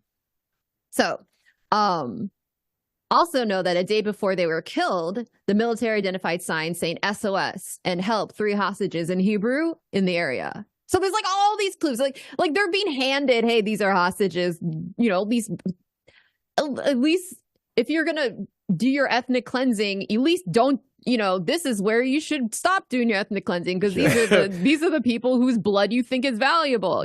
So incompetent they can't even get ethnic cleansing. Right. And I think there's this narrative that they've consistently pushed, and you see a lot of Zionists talking about it, that I don't think has ever been proven, that is like Hamas hides and they pretend to be hostages, and they pretend to be like innocents, and they'll wave a white flag and then they'll kill you and all this kind of stuff. And it's like, is this a chicken before the egg sort of thing, where it's like, everyone's Hamas? Well, like, are they saying that because they've killed hostages and now they're like kind of covering, or have they always just said that and now it's like, now they're actually getting soldiers shooting hostages because they're like, oh no, they believed the propaganda or whatever, I think it's difficult to tell, but I think like with this current campaign, at least, I think there's probably one massive communication from the top alongside the just fucking kill all Palestinians in Gaza, and I think that is, do not let any propaganda about Palestinians get out of Gaza. So if they see a hostage, they see an opportunity for Hamas to be like, the hostage to communicate on Hamas's behalf, or any other group, by the way, because we're all constantly forced to talk about it as if it's Hamas, but forgetting that the PFLP exists, the Al-Qassam brigades, multiple organizations, whatever, any Palestinian group that is represented by the hostages leaving, they're going to be able to say, oh, actually, no, they gave us food, and even though it wasn't a lot, like, we were allowed to bathe and we had medical supplies, etc. So I think it's going to be one of those. It goes in the same kind of line as to the reporting that we're hearing from various different sources in Gaza at the moment, which is that when they're getting Palestinians out of, I don't know, whatever building they've seized, they're immediately confiscating their phones. And that's the main thing, because then no one can film stuff. No one can film it. They can't put it on Twitter. They can't put it on Instagram. They can't send it to someone and they can report on it because, well, they've got an international court, case to deal with. So, and we're going to talk about that later too. So, cool. Yeah. So just to close this story out, this next part of the story just like floors me. The battalion commander, after all three were killed, the battalion commander then realized that the appearance of the third man was unusual, as he had a quote unquote Western appearance. And this is referring to the redhead, pale skin Israeli. And then it was revealed that this man was an Israeli hostage. According to Sari Bashi, Human Rights Watch program director, which, by the way, I'm not a huge fan of the Human Rights Watch, but they do have some good perspectives from time to time. Under the laws of war, people are presumed to be civilians. There needs to be strong information to suggest that they are not before you can kill them. But she pointed out that Israel opened fire on the hostages nearly immediately, and that they were only concerned with the fact that they had killed civilians because they were Israeli. So, if you have ever doubted that Israel enthusiastically fires upon unarmed Palestinian civilians, the IOF has firing upon 3 shirtless, unarmed hostages holding white flags should thoroughly convince you. This is a solid proof of principle, proof of concept that Israel is guaranteed to be very capable, and very enthusiastically capable, in fact, of firing upon unarmed civilians that are visibly unarmed, not just, we later on discovered, visibly unarmed, holding a white flag of surrender. And the fact that the deaths of 3 settlers is being so heavily investigated when tens of thousands of Palestinians have been slaughtered and are continued to be slaughtered, including children, medical staff, journalists, is pure racism. Yeah, I think as well, like the only charitable read that you can give of this, of maybe the IOF making a mistake, is because they have been so unprepared for like ambush attacks by Palestinian resistance. But even then, it's like so completely, it's such a reach to be able to say that. It's such a reach that there's no way that they could argue it, Yeah, I mean, like we can speculate as to the intent, the mindset of the IOF, which doesn't have a mind, but, has people running it. or the mindset of the average Israeli soldier, so on and so forth. But at the end of the day, if you are an organization that's finding that your soldiers are killing civilians, which they have been, and this has been thoroughly documented, and you have a obligation, not just morally, but legally, to pull them out and to stop. But Israel hasn't done that. They've just continued. So like, even if this is like, oh, Israel is incompetent, like, sure, they could be, but they are still making a definite decision to continue weaponizing that incompetence. Yeah. And Palestinian civilians have to suffer the repercussions of that. So Yagi Levy is an expert on civil military studies at the Open University of Israel, and told the Times that the friendly fire rate among Israeli soldiers is at an unprecedented level, with an estimated 20% of killings of Israeli soldiers being done by fellow IOF members. So more on that incompetence. Like, I don't want to chalk all of what Israel is up to incompetence. There's obviously a very directed genocidal intent and execution occurring, but they are also very much an incompetent military. And I absolutely agree with what you're saying, Mule, about how the IOF kind of like pumps itself up as like being the best and most awesomest, military ever, because they're always bullying children. They're always bullying unarmed, like extremely impoverished, like people living in concentration camps or otherwise, being terrorized by West Bank settlers, et cetera, et cetera. Like in a deeply asymmetrical scenario, deeply asymmetrical. So now that we're seeing, like the IOF actually interacting with Hamas, like, head to head, which I don't believe has ever really happened before. No. I don't think this has ever happened before. Usually it's always rocket fire out of Gaza to Israel. There's never been like an actual, like, on the ground combat. That could be mistaken, but I don't believe there has been. Yeah, I definitely don't think to this scale. I think there have been like skirmishes and stuff in like the various like smaller, like, like short wars over the years, but this is like definitely unprecedented in terms of this conflict. So yeah, it's I think it's a mix. It's incompetence, but also how much does your incompetence affect your ability to drop a bomb on a neighborhood? Oh yeah, but it's like, I mean, it's like one of the core things about the IDF is that it's an occupying force. It's a bully army. It's not an actual combat army. They're not trained or equipped to deal with a guerrilla force. Especially like, like the people of Gaza have lived there their entire lives. They know how everything works. They've got like the home team advantage. And I mean, like, yeah, there is like completely just like some of Israel's decisions, like to send in like the unaccompanied tanks and things like that, is just things that no one would ever do. Just like ridiculous military decisions. Because like, even like a lot of the higher ups in the IDF aren't like, they're just people that have been like in the military for a long time being bullies. Right. They're not like really like people that have like, they're not like particularly well trained. The IDF relies on a myth of being like, this really powerful, really elite kind of fighting force. But every time the IDF and even like Mossad have been engaged in like actual kind of operations outside of Israel, they embarrass themselves. It's the same, like the propaganda machine that is kind of, that tells us everything about life in Israel, is also kind of blowing up the idea of, Mossad and of the IDF as things much greater, more powerful, and better equipped than they actually are. Well, I mean, like, so they're really well equipped in terms of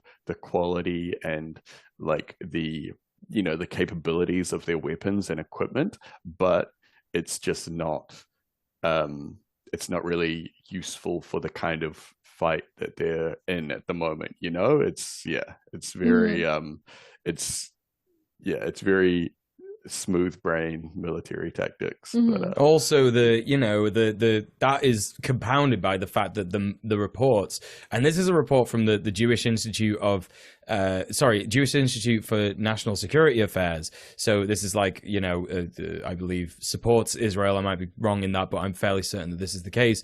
And they talk about the fact that the rate of IOF soldiers killed or fatally wounded is roughly 2.53 soldiers per day. Now, I have a feeling, because of the way that institutions and the state of Israel itself likes to exaggerate things, I imagine the actual number is probably very much higher than that. They're not good at this stuff. Like they're not expecting, like, I think we spoke about this on the show previously, but they're not expecting literal Call of Duty 360 no scope, Palestinians jumping out of fucking tunnels and like blowing up their tanks. It's actually like incredibly like brave, courageous, and skillful, the stuff that I've seen, from those particular videos. So, it's just I disagree that it's brave and courageous, because I don't advocate for terrorism. Just to be clear. Yeah, it's important to mention that while I think it's brave and courageous, I would never support terrorists. Terrorists are bad and wrong, and terrorists are whoever the white people who run my country say they are. So. Who our Lord and Savior Joe Biden doesn't like. Yes. Thank you, Joe Biden, friend of the show. We'll move on to the next piece. It's more about the IOF. Systemic Israeli theft by the IOF is occurring in Palestinian civilians' homes. The Euromed Human Rights Monitor published a report at the end of December showing that amid the ongoing genocide that Israel is perpetrating against Palestinians in Gaza and in the West Bank, for the record, that's also genocide, but it's far more obviously occurring in Gaza. Systemic Israeli theft is occurring in Palestinian civilian homes. Israeli soldiers are stealing from Palestinians in Gaza, including laptops, gold, large quantities of cash, and an estimate of tens of millions of dollars. Now, remember, Gaza is one of the poorest spots on the entire planet, and it is being looted by one of the most lucrative, like richest. The asymmetry here is stark. An already thieving entity, already stealing their land, stealing their people, stealing their resources, and now straight up going into their homes and stealing the precious items that they have. In fact, Israel soldiers themselves have published videos on social media platforms documenting their deliberate sabotage of civilian homes in the Gaza Strip, spraying of racist Zionist slogans on walls, and now, in addition, bragging about seizing Palestinians' money and valuable possessions. And I want to read some of the testimonies from this article to give you a feel for what we're talking about. A woman named Mohammed Garbia, who lives in the Al-Shujaiya neighborhood east of Gaza City, told the Euromed Monitor team that the Israeli forces forcibly took her gold jewelry after violently breaking into her family's house earlier this month. Her husband and oldest son were also arrested during the raid. Now, Israel wants to, one of the reasons that Israel's stealing so many Palestinians is in retaliation to the Hamas-led negotiations to do a hostage exchange, which is like the point of one of the biggest reasons for the Al-Aqsa flood, is to release all the Palestinians from the illegal occupying prisons that they are being held hostage in. So in retaliation to any of these Palestinian hostages being released in exchange for Israeli hostages, Israel is now abducting far more Palestinians that they have released in the past few months, to re-up and to, punish, and for whatever other genocidal reasons that Israel has. I don't know. I'm not a Zionist, whatever horrible reasons they have. So in addition to stealing her gold, Mohammed Garbia's gold, they also stole her family. And Aliyah al-Najjar, 34, affirmed that some of her gold jewelry, which she had previously kept with her mother's belongings, in one of the videos published by Israeli soldiers, she recognized some of this gold in one of those videos. Among the items she saw in the video was a bracelet she had purchased with her first teaching salary, which was a unique 24-karat gold leaf-shaped piece. Remember, Gaza is one of the poorest spots on the entire planet. She said in the video clip that an Israeli soldier displays her bracelet inside Al-Najjar mother's purse, which also shows other gold pieces and cherished family items. Another Israeli soldier appears in a video clip showing off a silver necklace that said "Made in Gaza" and promising to give it to his girlfriend. And I can tell you that I've seen so many of these videos where these Israeli soldiers are stealing from Palestinians and then talking about how they're going to give this to their girlfriend, or they propose to their girlfriend on top of rubble or with explosions in the background of bombed houses. It's vile, vile shit. So he's promised to give this to his girlfriend, and then additional footage shows a different soldier carrying a guitar, and presumably stolen, singing above the debris of demolished homes in the Gaza Strip. Now, it should be noted that the demolished homes in the Gaza Strip are not just horrific because they represent the genocidal demolition of infrastructure, not only because they represent the massacre of Palestinians, but also because at least 7,000 Palestinians right now are trapped under the rubble. Many of them dead, many of them dying. So it's very, very plausible that at the time this person was singing above these debris with what is probably a stolen guitar, because I doubt they brought it out there, there are Palestinians in the process of dying trapped under this rubble, and that this person is literally singing on their graves as they die. Like, this is the caliber of vile that we're talking about here. It's just like, it's so bizarre that they are consistently uploading these videos. There was one that I just saw earlier today of an IDF soldier filming a room full of Palestinian people blindfolded on their knees, pointing and laughing as this one guy was like pissing his pants. And it's like, this is a war crime right here. Like, what you're doing, posting about this is deranged. Like, you have to be so sick to do this. And yeah, and like, just like kind of the comments talking about, I think like the title was something like, Hamas animal pisses his pants or some shit like that. So it's like this, it's so dehumanizing. It's yeah, it's bizarre. And it's like, and I mean, like, like the case in ICJ that we're probably going to get to a little bit later on, is just full of this stuff. Like, there's so much evidence that has been entered that is like literally just like Israeli people and their own words, their own deeds, their own footage just being presented, like without commentary. It's deranged. Well, everything has like its flip side, right? Like, to the extent that Israel has been sniffing its own farts for the past fucking 75 years and completely deluding itself with the idea that they're the best, most moral army in the world and they have the most right to do whatever they want and that Arabs are scum and so forth. Yeah. That, as much as that is a disgusting existence, as much as that harms tremendously Palestinians and Arabs as well, like Arabs surrounding Israel, there also is a flip side in that it creates such a magnificent amount of hubris that they are actually so disconnected from the actual humanity that they post their genocide online to brag.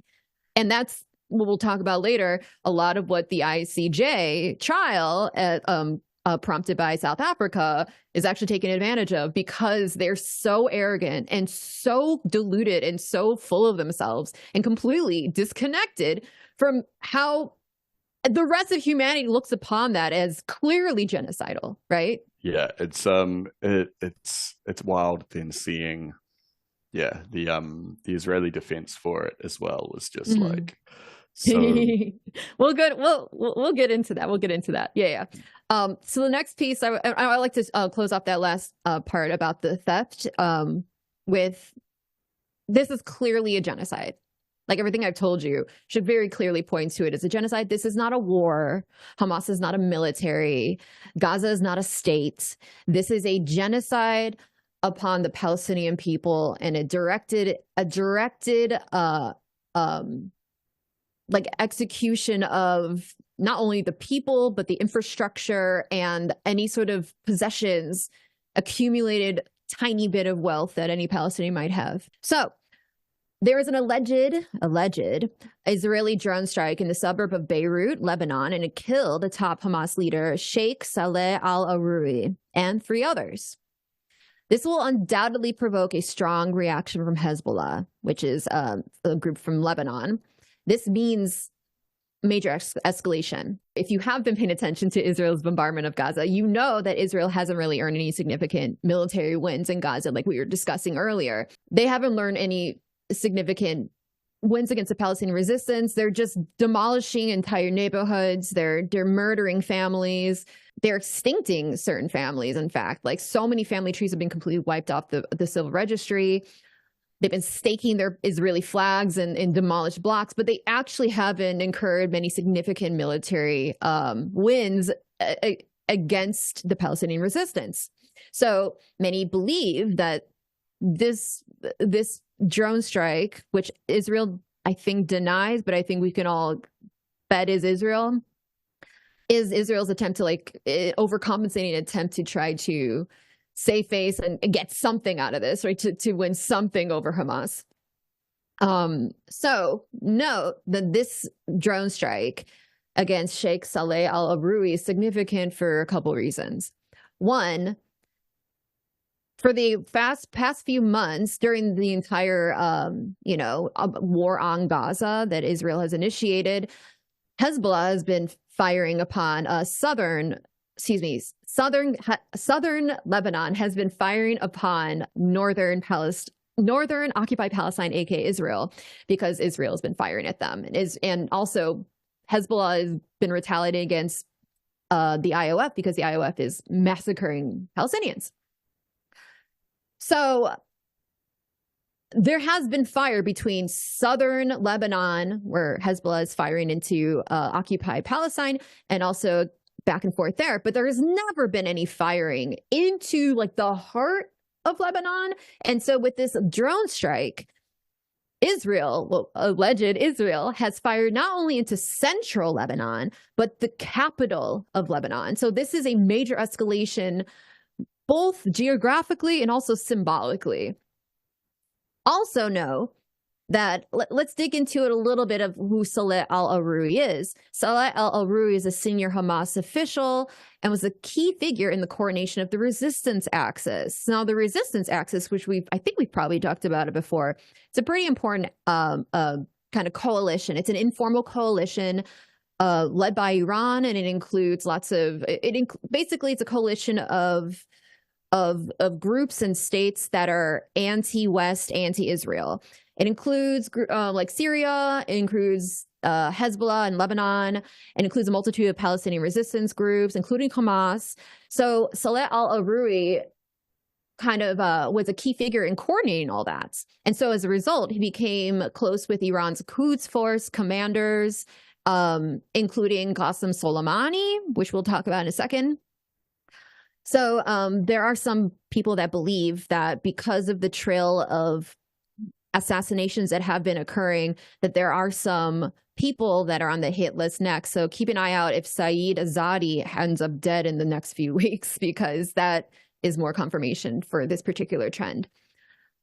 So some important links. The assassination of Saleh al-Aruri comes barely a week after the killing in Damascus, which is the capital of Syria, of Iran's most influential military commander in Levant. Saeed Radi Mousavi was assassinated in another suspected Israeli airstrike in the suburb of Sayyida Zainab.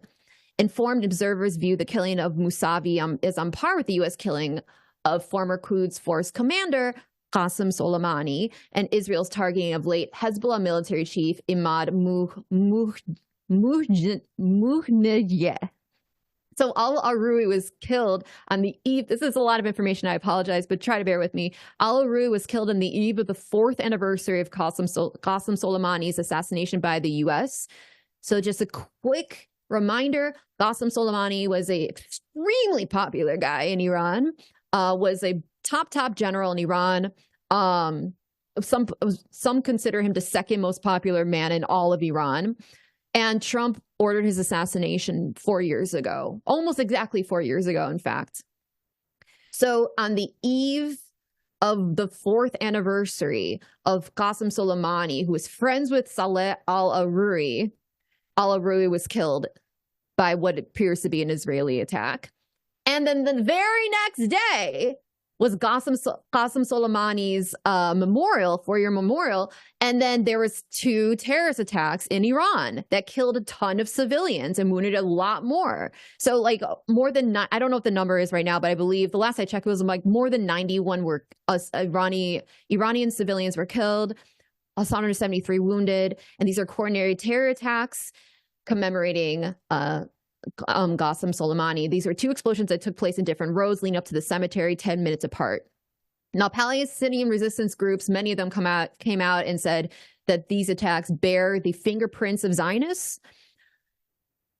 ISIS has come forward and claimed responsibility for the attacks. The United States accepts that claim, and so does Iran. So if Iran says it and the United States, you know, these are completely 2 very, very different, these are very diametrically opposed forces that both agree. But I will say that the Islamic Revolutionary Guards Corps Commander-in-Chief, Major General Hossein Salami, while confirming the role of ISIS in these attacks, laid the ultimate responsibility on Israel and the U.S., saying ISIS, can only act as agents and mercenaries of America and Zionism. And I will note that ISIS isn't really attacking the United States or Israel. So, you know.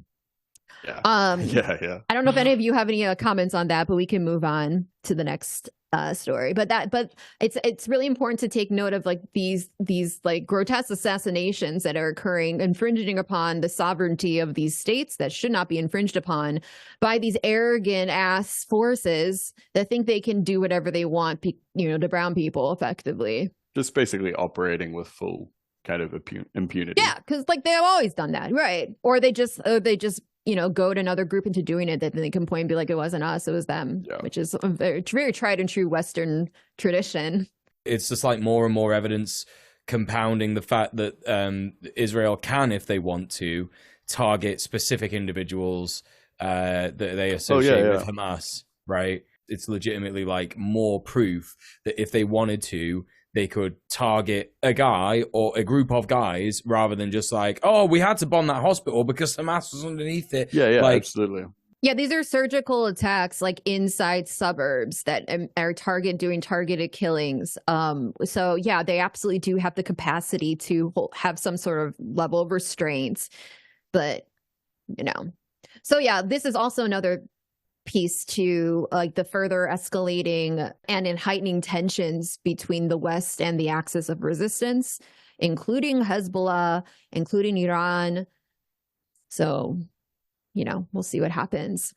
Yeah, it is always the case. Like when you speak to either Jewish or Israeli people, like, you know, who are talking about this stuff in opposition to what Israel is doing, like I'm thinking like of Avi Schleim and Norman Finkelstein and Ilan Pape, you know, these kinds of people. Like they do always tend to like draw people's attention when they're discussing Palestine and when they're discussing the way that Israel operates.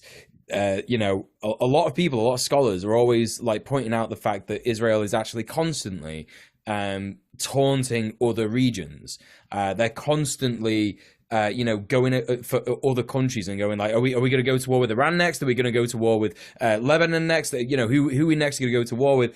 And Bibi himself has presented to the UN this map of Greater Israel, which is like, you know, not only an area that includes like Jordan and everything like that. Yeah. Yeah, you know, these huge huge swaths of land, like even like going into Egypt, going into Sudan, like, you know, it's about capitalism, it's about imperialism. It always has been, always will be.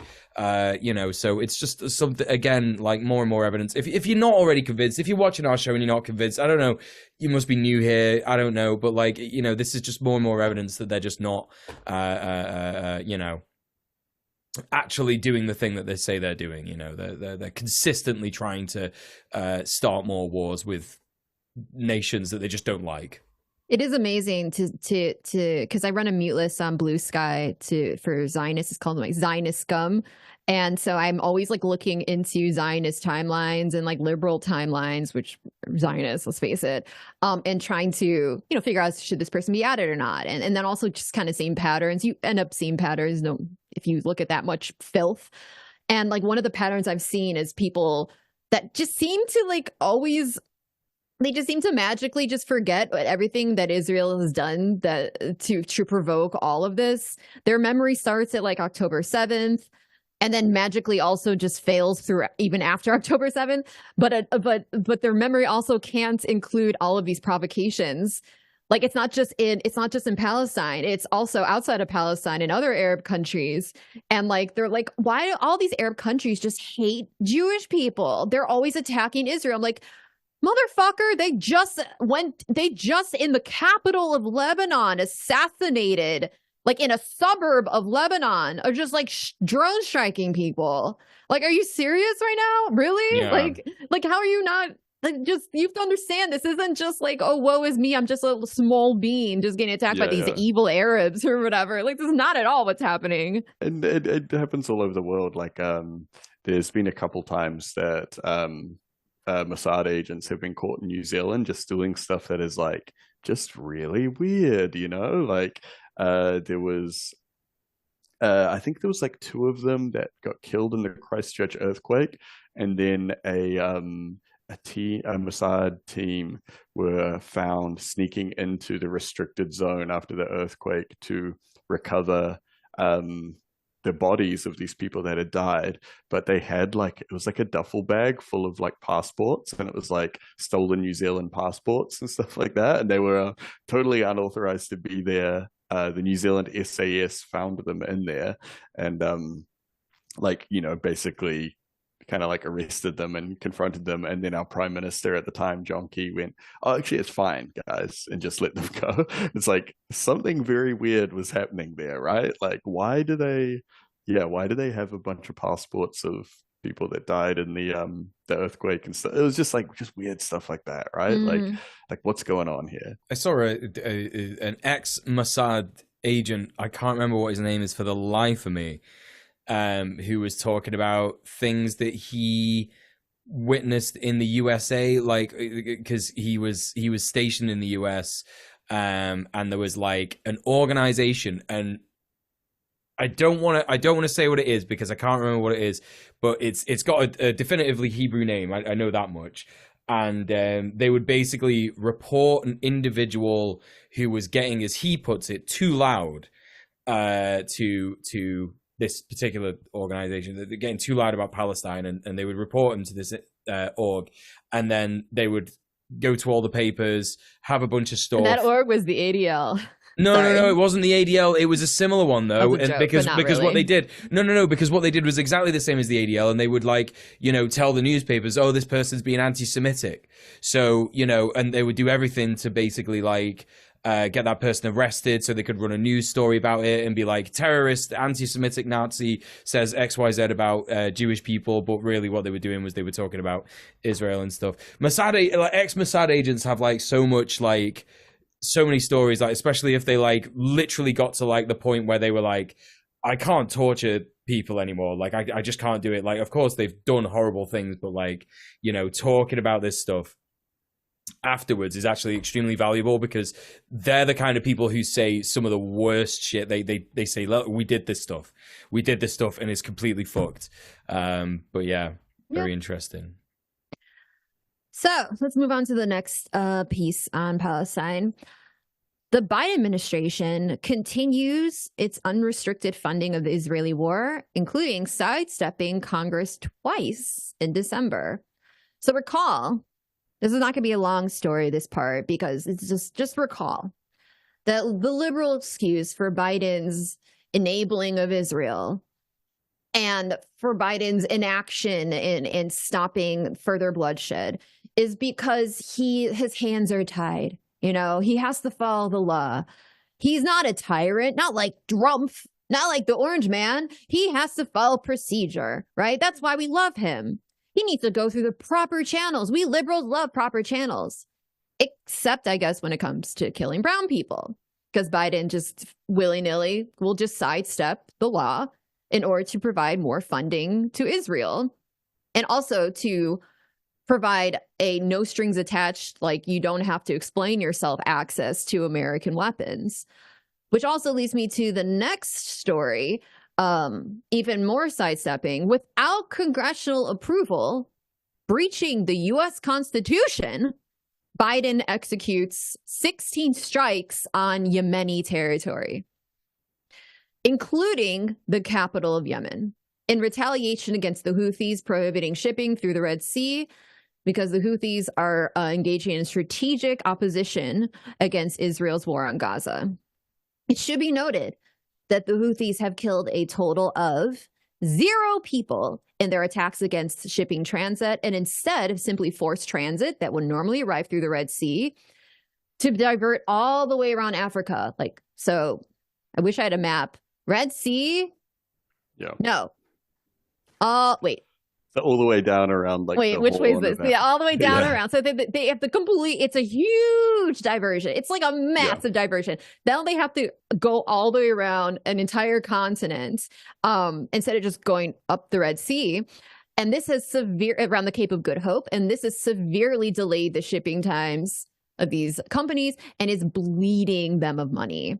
The price of container shipping from Asia to Europe has already increased by between 175 to 250%. Yeah. Well, so one thing that I think is really interesting, right, is that this cost increase and this reason why people are, not wanting to send ships through there and why it's so big for them is because it's an insurance increase, right? Like, no one is wanting to insure ships that go through there. Originally, it was just insurance on Israeli-bound vessels went way up, and then it went up for everybody, and people stopped wanting to insure Israeli-bound vessels, all this kind of stuff like that. And this is literally like Lloyd's of London.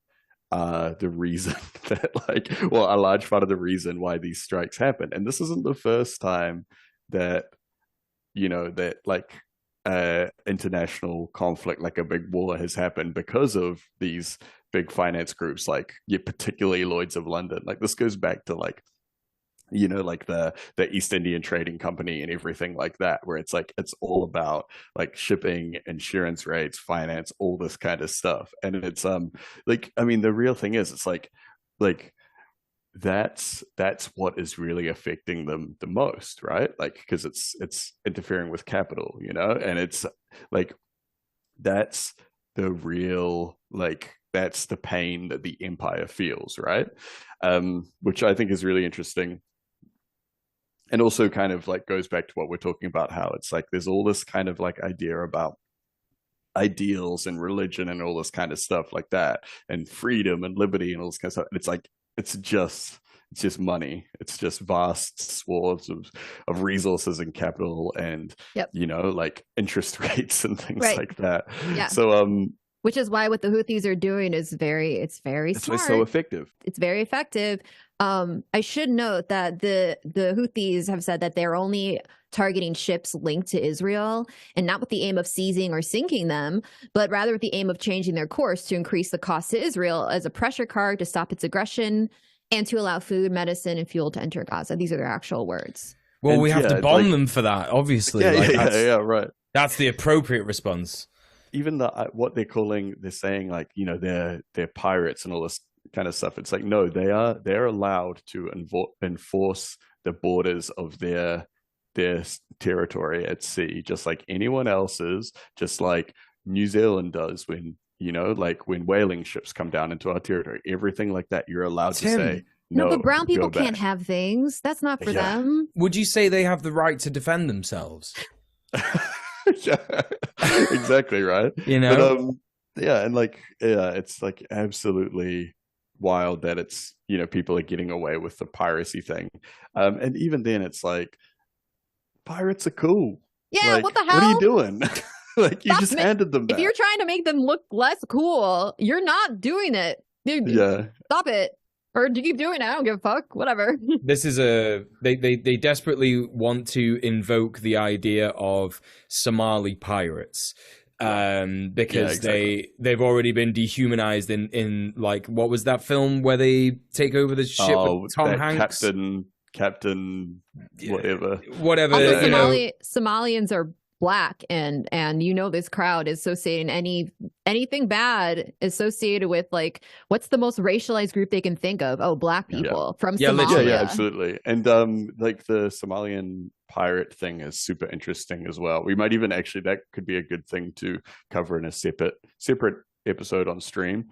But the idea of Somalian piracy and what it actually is like totally different things. And like there's a reason why they're out there doing that, and it's like, and it's very similar to the reason why Yemen are protecting their own, well, like policing their own waters in this way. Yeah, Somalia have also been famously, like Yemen, bombed to fuck. Absolutely. By the US and the UK, yeah. And they've seen all these other countries from all around the world exploit their territory, and and obviously they said, actually, no, like, this is enough. But yeah, and so it's affected the bottom line. That's why they're going to war. But like Kira was saying, they haven't killed anyone. There's been no deaths. If you watch the videos that the Houthis have put out of them taking these ships, they're super fast operations. They know what they're doing. No shots are fired. People are, it's safe for everyone involved. And then they talk to the crew and they say, like, hey, look, we're not here to hurt you guys. We're not here to harm you or scare you or anything like that. Basically similar to the videos that we've seen of Hamas with the hostages, or like the reports from released hostages saying that they were sharing space with their captors and talking to them and building relationships with them in the same way, where they say it's not about you as an individual, it's about like what's happening here. And and I think that kind of thing is like, there's a reason why they're not putting that stuff in the newspapers. There's a reason why people aren't showing those videos, because it's like, it's pretty hard to argue with, and especially when you consider it, it's like, okay, this isn't a war of freedom versus like whatever, like barbarism or whatever Netanyahu wants to say, or whatever. Like, this is global capital and its interests versus like just normal poor people. I think the underdog story is pretty hard for people to get behind. So that's why they frame them as like evil pirates, evil terrorists, whatever.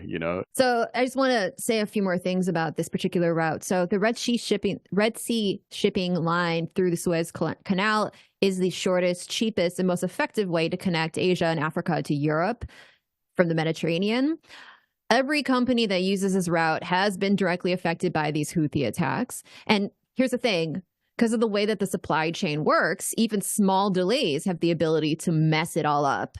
The global supply chain tends to work on a just-in-time basis, meaning that every element in that supply chain arrives just as it's ready to join the production line. So it's very much like a process that needs all the pieces to work in unison, on schedule.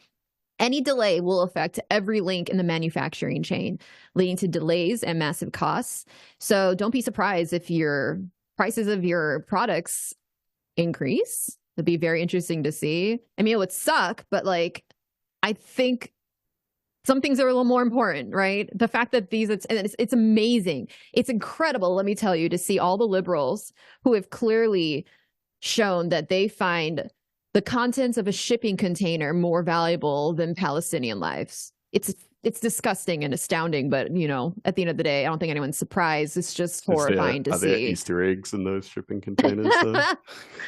Are they cream-filled eggs? Because I don't know. Yeah. So solidarity with the people of Yemen. And the last story what we have: South Africa takes Israel to The Hague, the ICJ. Finally! Yay! South Africa's landmark case against Israel for its war on Gaza began on Thursday in the International Court of Justice, the ICJ, based in The Hague. South Africa is accusing Israel of committing the crime of genocide in breach of the 1948 Genocide Convention. And so we actually watched that on my stream. We watched the entire thing because the BBC didn't air it. they only aired Israel's response. And I'm sure they weren't the only media outlet that pulled that bullshit. So wild. Like, what are they responding to? Yeah. Who can say? I mean, let's face it. The BBC is a product of the Tories. It's managed by Tories. It's it's extremely. And UK has already shown its hand in this, right? It's not like, what does the UK think of Israel? This is also, because it's not only what UK thinks of Israel. It's also what the UK still thinks about South Africa. Because let's face it, we were very much supportive of apartheid in South Africa. Like, Margaret Thatcher was one of the biggest proponents, calling Nelson Mandela a terrorist. Her legacy lives on in the BBC. I didn't even think about that angle. Yeah. So Adila Hassim was one of the advocates representing South Africa, and she did a fantastic job. She laid out basically a 5-point attack against Israel, substantiating why Israel is in fact, guilty of the crime of genocide. So here are the 5 things she said. 1, mass killing of Palestinians. She said the first genocidal act is the mass killing of Palestinians in Gaza, and she showed the court pictures of mass graves where bodies were buried, often unidentified. She said that Israel has deployed highly destructive 2,000-pound bombs in parts of Gaza that is itself declared that Israel itself has declared these spots safe, still dropping these bombs on these so-called safe areas. More than 1,800 families have lost multiple family members, while some families do not have any survivors left and completely have been wiped off the map forever. That means grandparents, parents, children, grandchildren, aunts, uncles, nieces, nephews. Every single member of their family has been completely wiped out. And this has been hundreds of Palestinian family trees completely wiped out, never to be seen again. No one has been spared. Not babies, and especially not children. So that's the first point. Second point, bodily and mental harm. She said Israel's infliction of serious mental and bodily harm on the people of Gaza is the second genocidal act. Close to 60,000 people have been wounded and maimed, most of them women and children, in a place where the health system has collapsed. She cited the arrest of large numbers of Palestinians, including children, who were undressed and loaded onto trucks, blindfolded, to unknown locations, oftentimes separated from their families.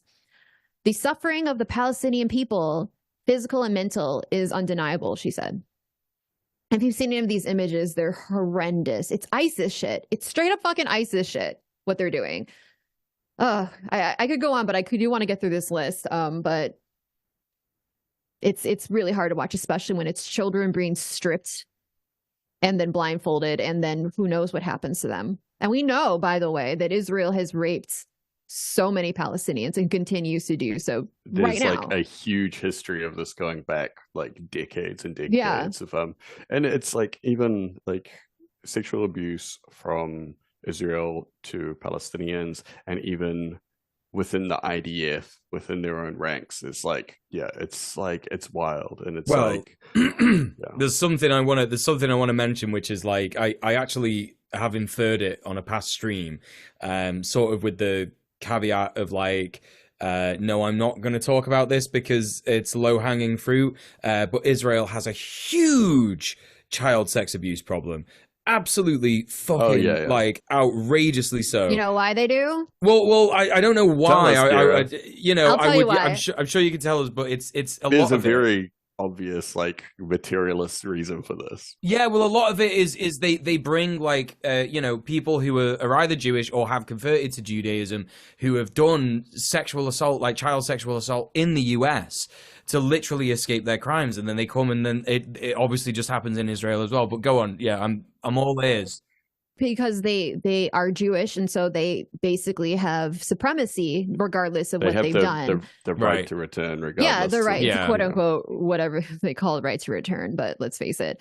But also, Israel is first and foremost trying to create an ethno-nationalist apartheid state, and so it's going to welcome in anyone who could fulfill that need, regardless of how many people it harms. Of course. And so, yeah, it's rampant. Like the pedophilia problem is rampant, but also there's actually also moves within the government to try to loosen the laws of consent as well. And it's really disgusting. Yes, that's true. The third point against Israel, what South Africa presented as part of their 5-point attack as to why Israel is committing genocide, is forced displacement and food blockade. Hassim said that Israel has deliberately imposed conditions that cannot sustain life and that are calculated to bring about the destruction of Gaza through its forced displacement of most of the population.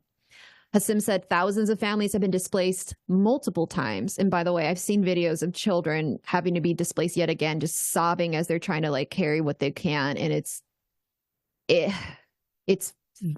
heartbreaking. 500,000 now have no homes to return to. 500,000. She cited how Israel gave entire hospitals orders to evacuate within 24 hours with no assistance in moving the injured, moving medical supplies. This includes people in intensive care. This includes premature babies in incubators. It did the same with large parts of northern Gaza, where more than 1 million people are asked to move at short notice. If you all recall, in the beginning of this entire fucking monstrosity, they basically told half of the country, move down to the southern half in a day. You have a day.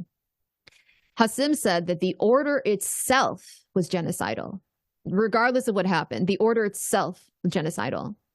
She also said that Israel's blockaded food and water from the Strip, causing widespread hunger and restricting the movement of aid workers to distribute that aid. There's no safe water to drink, to clean, and to cook, and that disease cases, including diarrhea, are soaring. And by the way, diarrhea is very dangerous because it causes dehydration. And also I'm an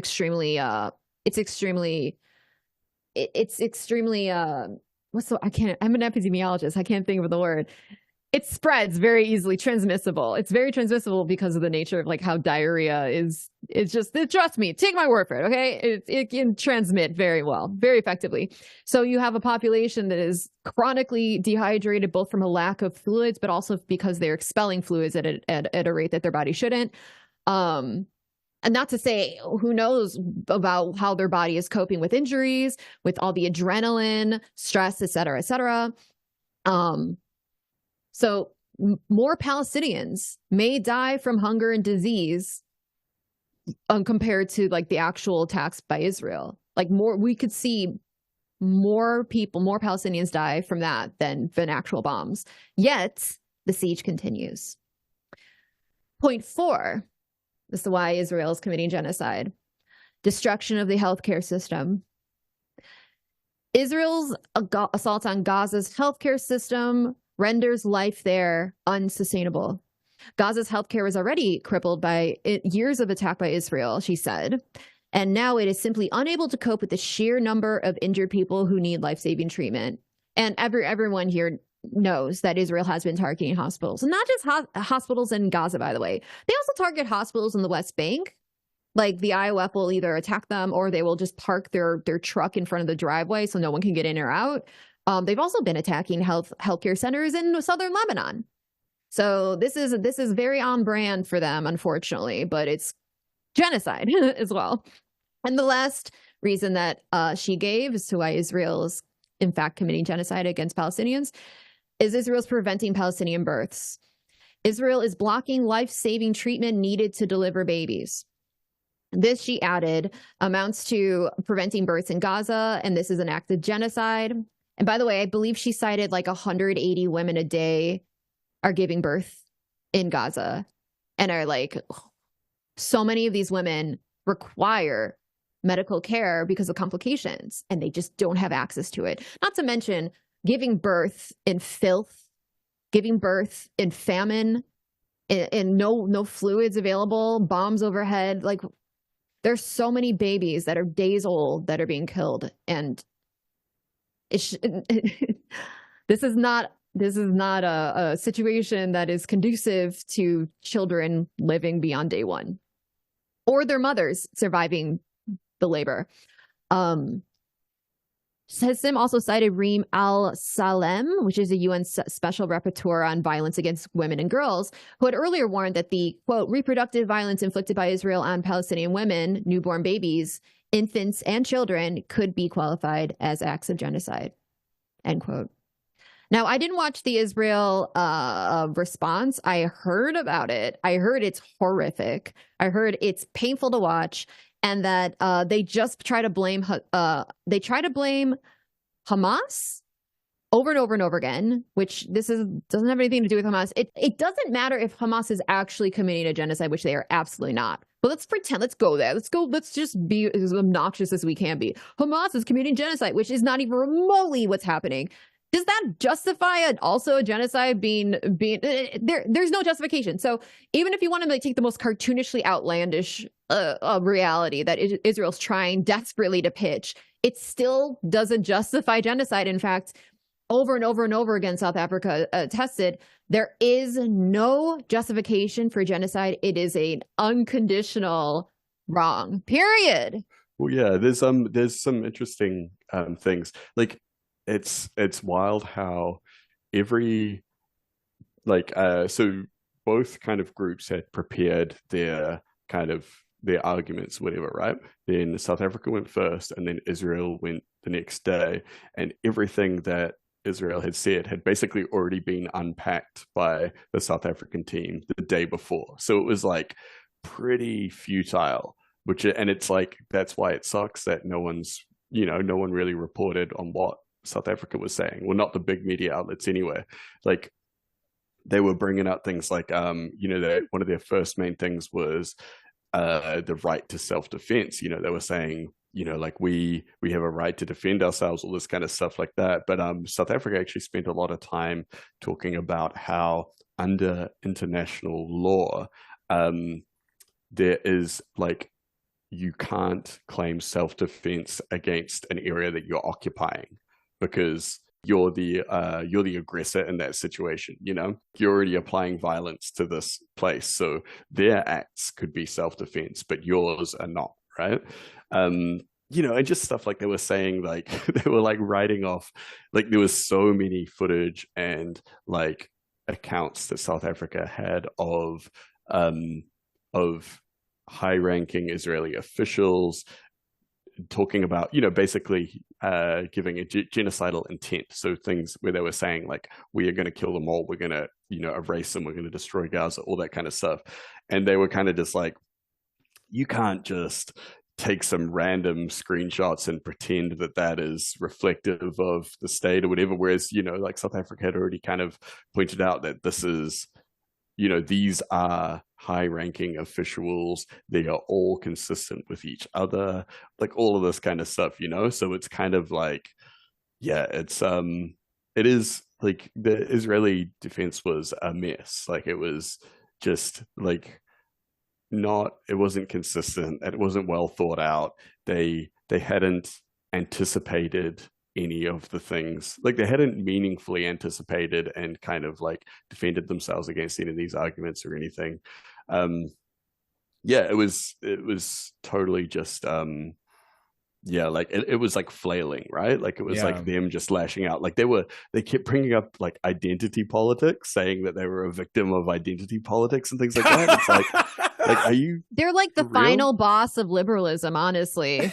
They were like saying that it was like this kind of like, this cultural zeitgeist of like identity politics and cancel culture and stuff like that. And it's just like, are you like what are you, like, you're deranged. Well, I saw an interview with Krishnan Guru Murthy, who is a Channel 4 news anchor, and he's famous for being like quite like antagonistic in his questioning. He's done it with Jeremy Corbyn on anti-Semitism, he's done the whole like round and stuff like that. But he actually did it with I think it was the British Israeli ambassador. I might be wrong, but it was a certain Israeli official anyway. And he was talking about like, well, South Africa's case is quite interesting, actually. Why did Netanyahu refer to Amalek, the biblical reference of Amalek? Why did he do that? And the ambassador's response was, no, that's just something that all Israeli people would understand. basically admitting that it was a dog whistle, like for all intents and purposes. It's like, no, he just said something he knew the Israeli people would understand. It's not genocide. It's not genocide. It's like, it's a cultural reference to genocide.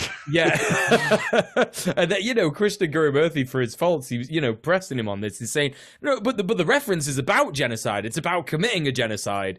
So how is it anything other than a genocide? And the responses from the ambassador was pretty funny. So yeah, I think you can watch that. I think the Middle East Eye did a piece on that, but I'm not sure if Channel 4 will actually broadcast it or a clip of it, because it's state owned, state controlled, publicly owned. But when it publicly owned things at the moment are not very publicly owned, they're more privately owned. But yeah, so that was an interesting one to see. But that is again, like all the, there's that famous bit where well, it's famous. I say it's famous, but it's like something that happened literally 2 days ago, where what's his name, Malcolm, I forget his name, Malcolm Clark or something, someone from like Britain or Scotland or something, who was like representing Israel, and there was like a bit where he was about to say, oh yeah, all of this is a consistent attack upon Israel, and then he's like looking through all of his stuff, and he goes, oh right, yeah, someone shuffled my papers, actually, like, oh yeah, who, Hamas, yeah.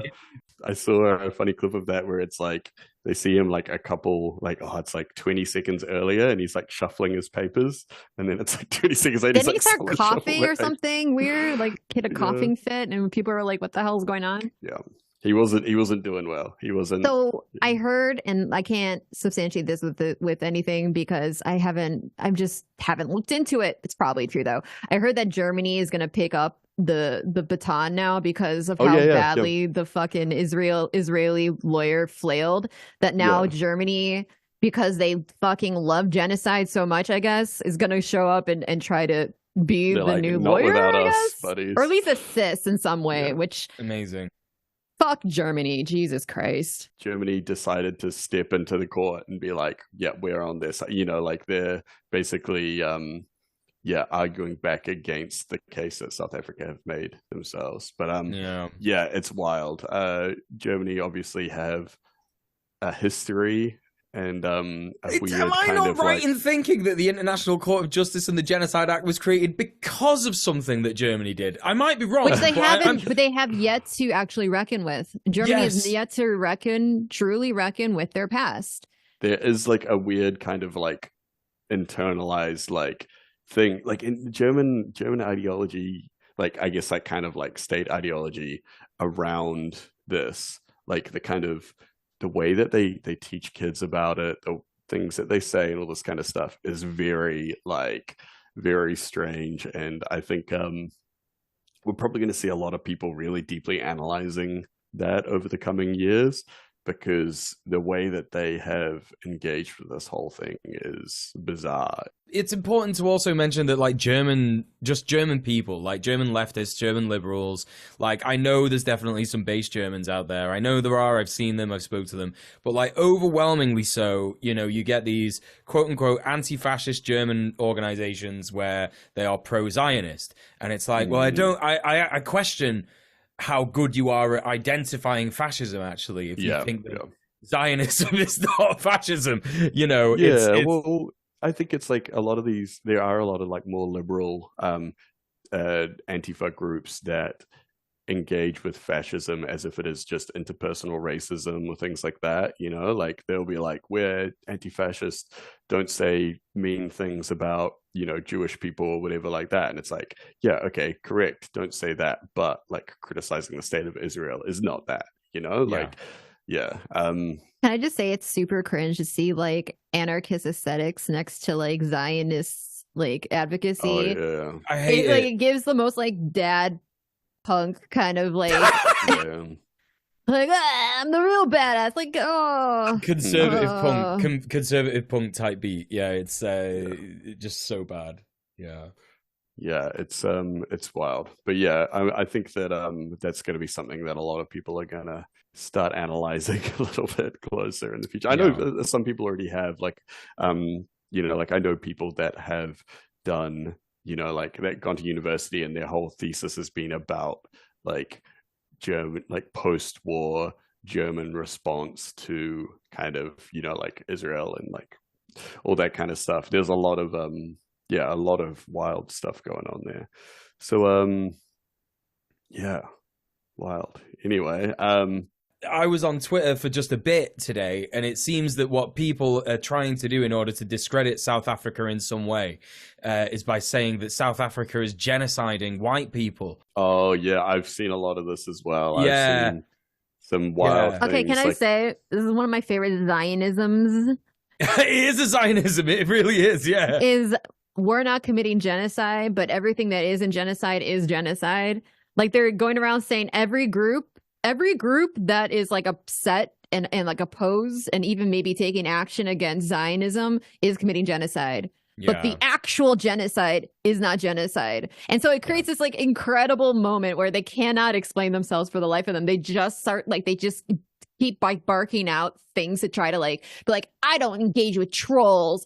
This is not like no one takes you seriously. You lefties are all the same. They'll just say things like that, but they'll never actually engage with the absurd reality where like Hamas is a genocidal group, but Israel is not committing a genocide. Like, make it make sense. Yeah. Well, what's really funny is they have this sort of it's an anti-fascist ideology, right? The ideology being Nazis use violence, therefore we must use violence against Nazis in order to protect people, right? But they're recuperating that massive, leftist language there. It's a huge recuperation of leftist language.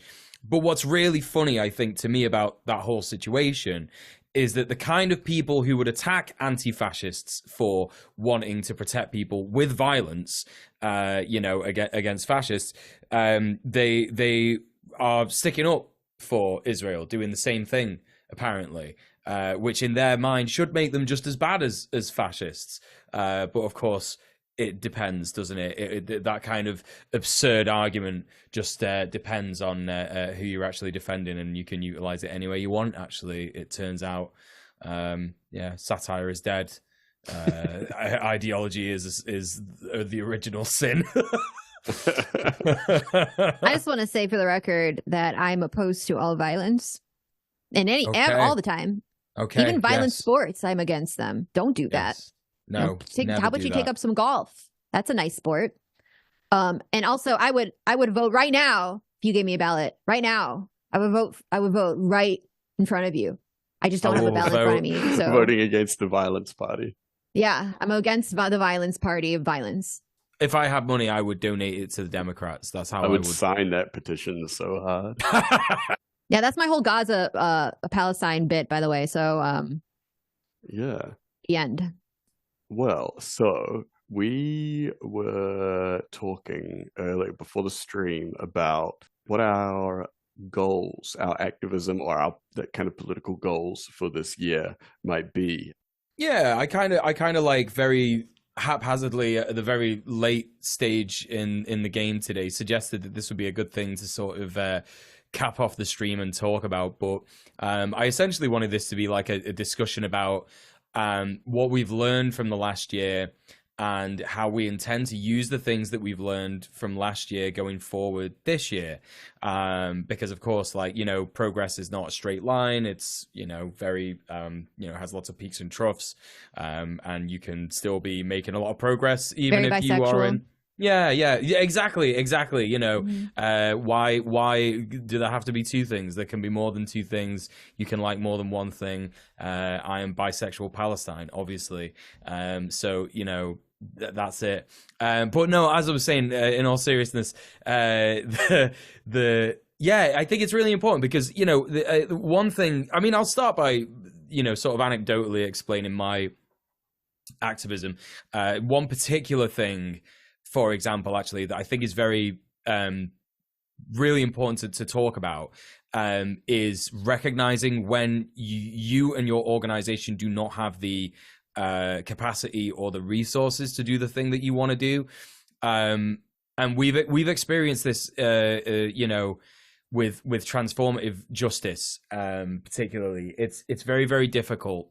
There's been orgs that I've been a part of that have engaged in transformative justice you know, basically procedures to make sure that, you know, there's a disagreement, there's a conflict between two people, there have been transgressions, there have been accusations, etc.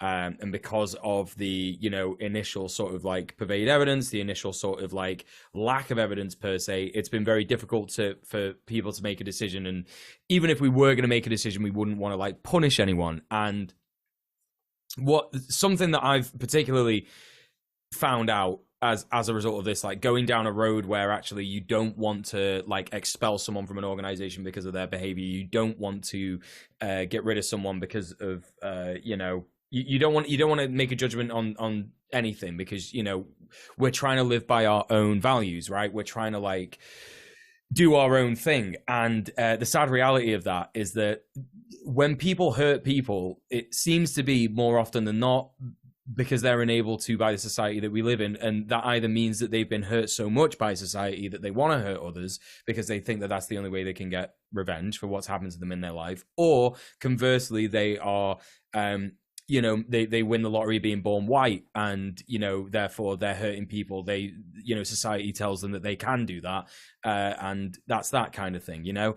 And these are things that, like, one grassroots org or 2 or 3 grassroots orgs even, you know, with very minimal funding, you know, you cannot destroy the structures that have made people like that in a day for certain, or even in a year, even in 2 or 3 years. And you know, also, like, if you were to do that, the healing that would be required, right? The healing that would be required in order to heal those people who have hurt people, and also the people who have been hurt, is still vast work, and that is like largely unexplored by a lot of different organizations and activists. So it's really like, that's sort of like one area that, like, I can certainly say that I've learned from. If I think that I would like recommend everybody that if you found like a not necessarily a niche, but if you found a type of organizing or activism that you've slotted into quite well and that you think serves you quite well, you're getting knowledgeable about it, etc. I think that just like very much focusing on that is got to be key.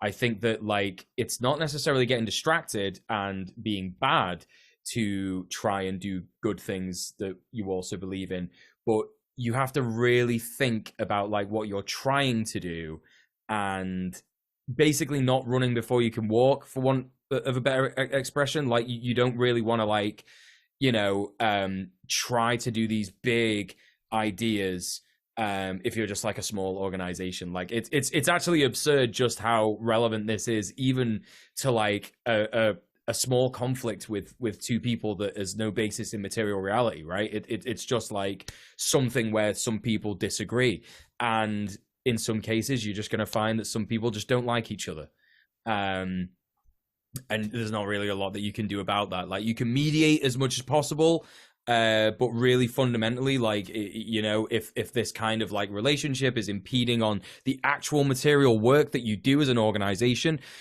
you gotta like maybe push the authoritarianism button a little bit. Like, you just gotta give it a little push and just be like, yeah, we got, you know, like, we're not doing any dispute handling because this process has gone on for too long. And gotta be Stalin pushing the guy off the boat. That's it. Yeah. I would like to say that I condemn everything that Mule just said, for the record. That's fine. I think that's appropriate, actually. And I'm against violence and terrorism, for the record. You are, aren't you? Yeah. Yes. Yeah. So I think that's something I've learned from last year. And I think that going forward, it's got to be like, it really has to be like, for me this year, like just a focus on, you know, one thing kind of thing. And that is like, you know, growing tenant power, building tenant power with the union. And again, like, I think if I want to reiterate this to anyone listening, like, if you're thinking like, oh, well, you know, like there's housing issues, but there's so much more, like, yeah, no, absolutely, of course there is. But I think that for me personally, housing is such a, you know, an actual like intersectional thing. Like, some of the most vulnerable people in housing are the most marginalized in our society. So if you want anti-racist work, housing is that. If you want queer liberation work, housing is that. If you want feminism, housing is that. Like it's all the intersections are all there for this, like, you know, particular issue. And it's my genuine belief, actually, because, you know, I've experienced living in properties like where you just like rent for a period and then you leave, and you have to leave because you've been evicted, or you just leave because, you know, the rent's too high or whatever. Like, having gone from like that to also like living in places for a long time, the places where you live for a long time are, you know, you're able to do so much more, like not just on yourself, but also in your local community. Like you get to know your neighbors, you get to know your community, you get to know like actually the materialism that is going on in your area. Like, you know, why are people struggling? Like, is it because they can't get to their job because there's no public transport links, etc., etc., etc.? Things start to get very like you know, I guess they present themselves differently because you have a lot more time to spend in that area. You have a lot more time to like sit and think and put down roots, really. You know, like when you put down roots, you develop deep relationships with people, you know, like your neighbors, like I was just saying, for example, and those roots can go so deep that like maybe that's a friend for life, and maybe that friend is going to go through something that you didn't expect them to go through. Like, you know, maybe that person comes out, and you know, that's something that you've never experienced before, and you know, that challenges you to like learn how to support someone who's coming out. Or like maybe that person, you know, gets evicted and you have to support them through that. You know, there's anything that could happen through like, you know, knowing people and putting down roots. And so I think that like by trying to get everybody a house to live in, like everybody who you know, if everybody is able to just like have a house, I just genuinely believe that like the world would be so much better, and I think that we would have a lot more capacity to do a lot of stuff. But yeah, that's me. I think that's how I'm going to go forward. Like, I know it's ridiculous. Like, yeah, I was focusing on housing last year, but I did have kind of, I think going into last year, I did have these like big ideas of like, I'm going to start an LGBT union. Like, that was something I wanted to do. I was like, yeah, or at least I can like tell people about it and they can start it. But you know, that's like a huge amount of work, and you know, if I can at the very least start the queer caucus in my union, then I think that's good enough for now, you know. Well, that's like a stepping stone, right? Like, yeah, like you kind of have to be reasonable and understand your own kind of limitations on like time and resources. Otherwise, you just wouldn't get anything done, you know.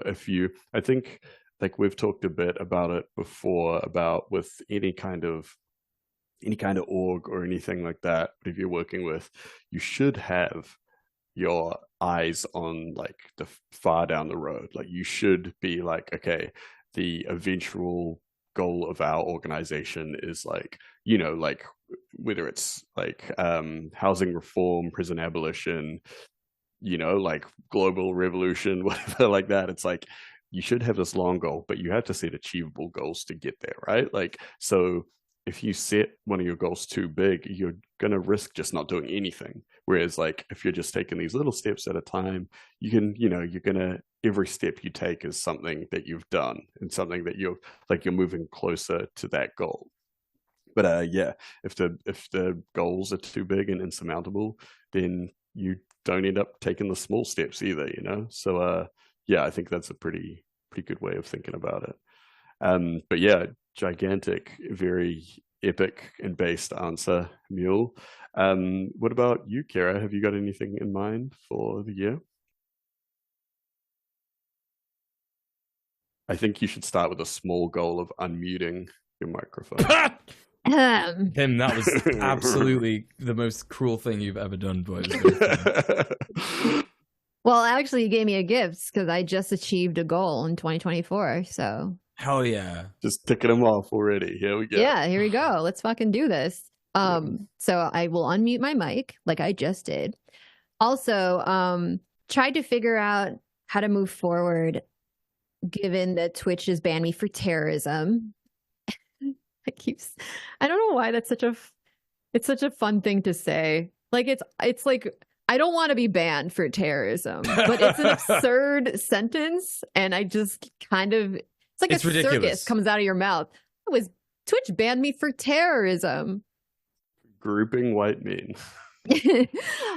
So moving forward with that, trying to take a little bit more initiative for the, like, in some ways, this is a little bit of a blessing in disguise, because I have been very, like, I really hate this industry. I hate, like, YouTube. I hate Twitch. I hate all of these. I just hate what this, like, content creation industry is, because it creates so much harm. It creates so much waste.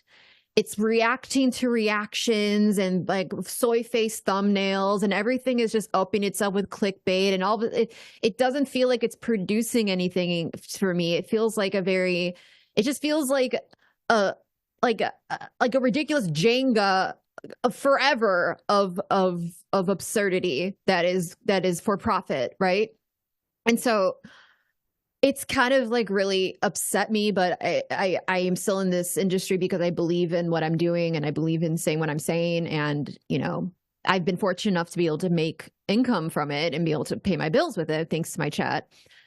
So this upcoming year, I kind of want to, since I'm forced to now contend with YouTube, which I normally don't deal with it, I actually want to start to take this a little more seriously and actually start to play the game a tiny bit, as much as it pains me, in a way that hopefully will still be consistent with my values and won't be too painful. But that's more of, like, a professional goal. As a personal goal, I want to, this sounds really corny, I want to be more of me. So, like, I'm always kind of dodging me and, like, distracting me from me, and not trying to come to terms with me, but also trying to, like, recreate me.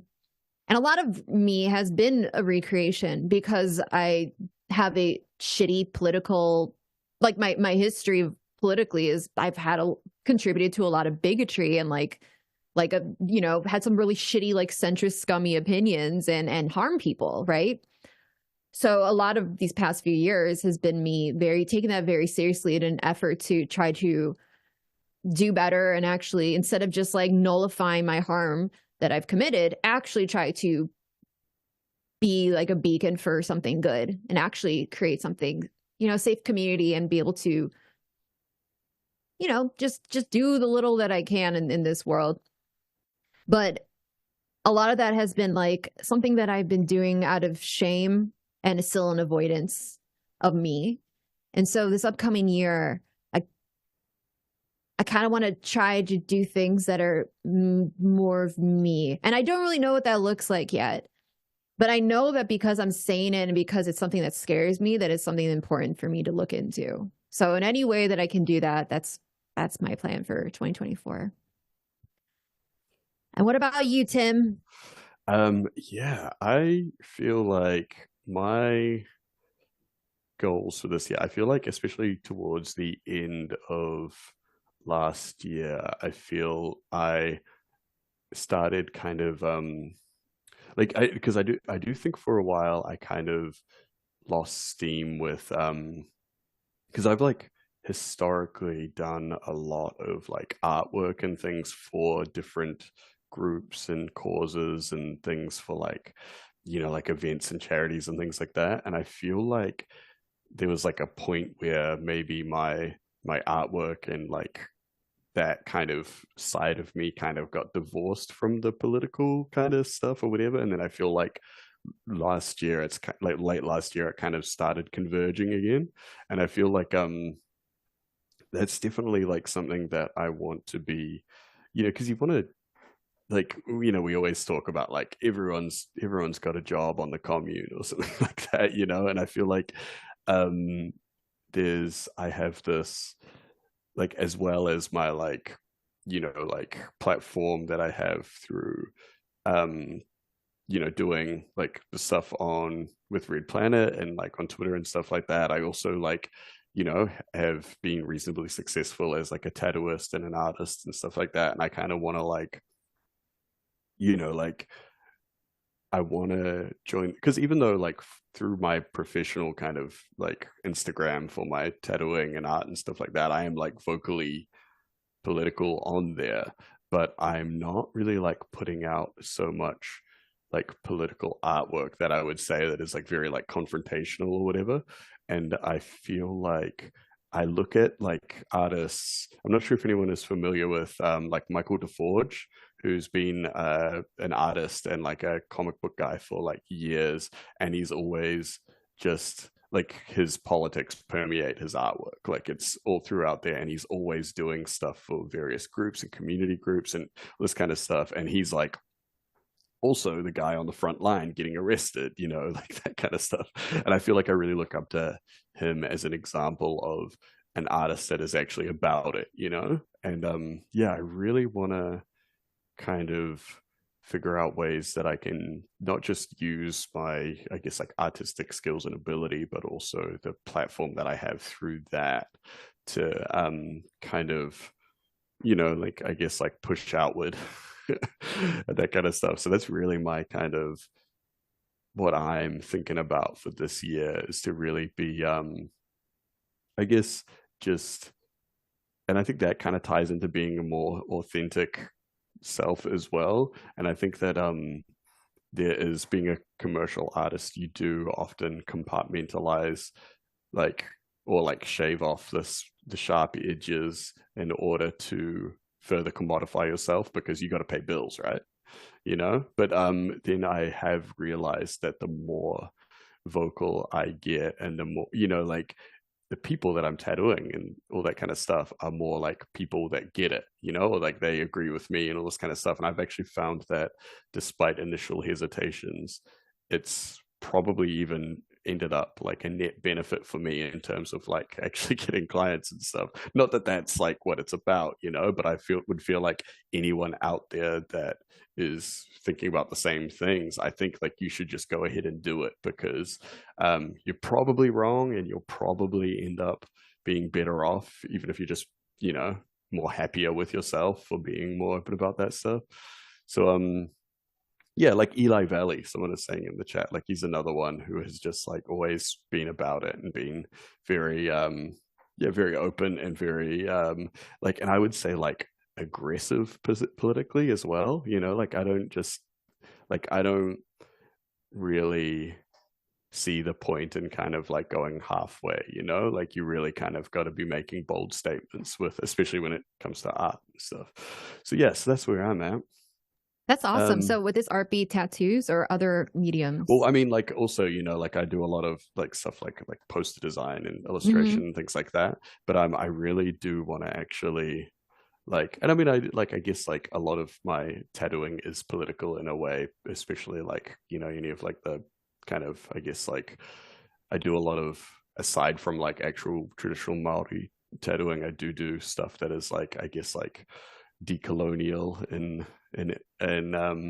content. But I'm thinking particularly more in like you know, just kind of like, I like the idea of being able to flood the internet with provocative political artwork, you know, because it's just like another form of propaganda, you know.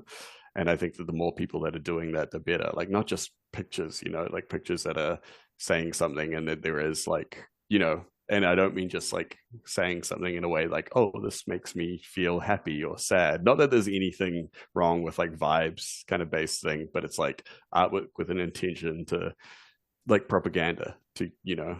Yeah, a message that can't be like recuperated by capitalism, to be like, this means love for everybody. And that's why we, you know, some horrible message. Like it is a hard thing, but yeah, but that's kind of what I've been thinking about a lot lately. But yeah, that's our homework for this week, to think about and kind of consolidate a goal for yourself politically, to, well, yeah, just anything that's kind of like related to your politics or your vision of the world. You figure it out, and then if it's a big goal, set small achievable kind of steps to get there, and just try and work through that over the year. That's what I think would be some good homework.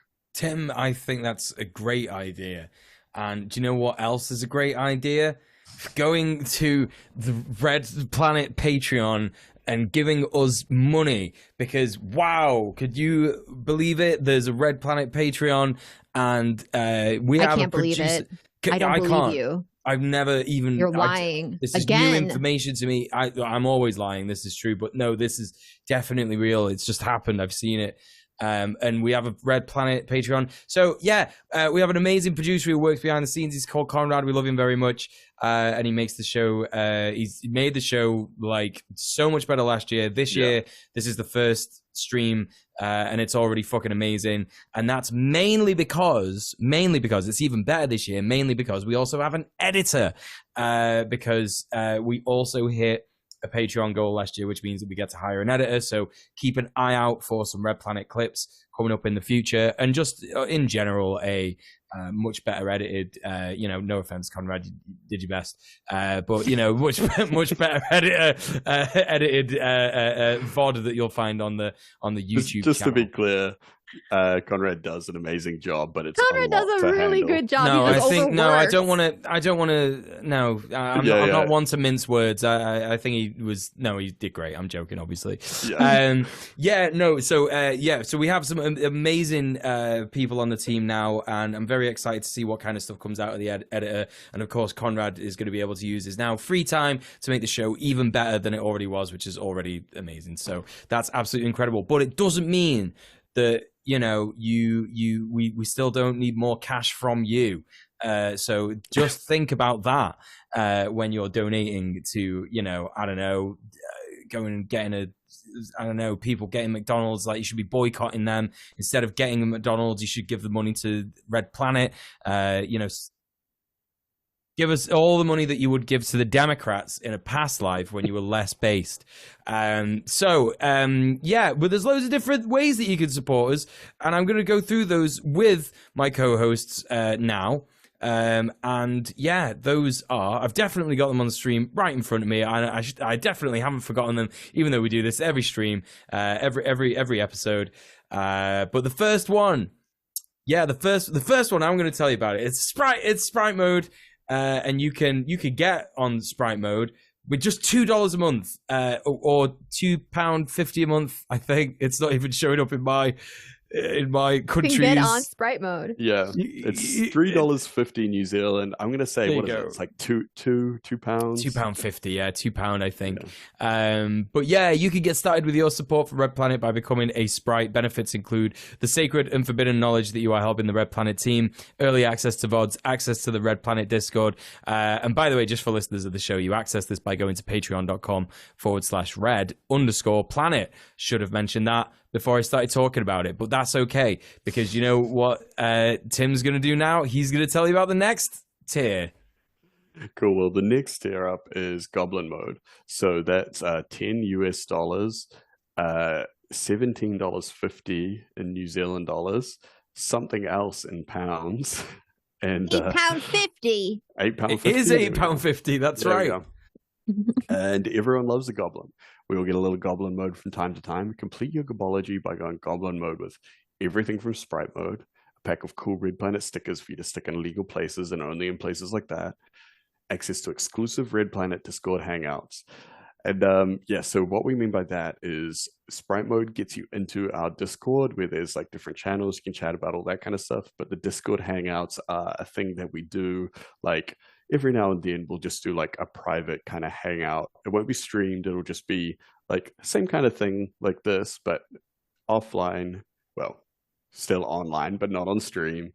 And with like a private chat, and we'll just do something like we'll watch a movie, a documentary, a TV show, or something like that. We've even kind of talked about having like gaming streams, which would be fun. That might happen. So that's fun. What's the next tier, Kira? Oh, thanks for asking. It's Beast mode for $20 a month, or it says £15 a month. I think that's right. I just did a quick conversion. Yeah. Well, $34.50 New Zealand dollars. Okay. Well, holy shit! Are you actually gonna go Beast mode? Well, then we can offer you all the stuff from the lower tiers, and pin badges. Yep, pin badges. Wear your excellent new Red Planet pin badge literally everywhere. It is completely cool and good to do. Well, since Mule just got up, oh, never mind. Mule just showed the pin badges to the screen. Excellent. There we go. Thank you, Mule. Oh, there it is. Look at those beautiful pins. Speaking of, Tim designed our logo. Yeah, we're talking about art, and then queer resistance. Queer existence is resistance. Yeah, that's totally out of focus on Mule's camera. All right. But he did his best. Yeah, cool. So you can check those out.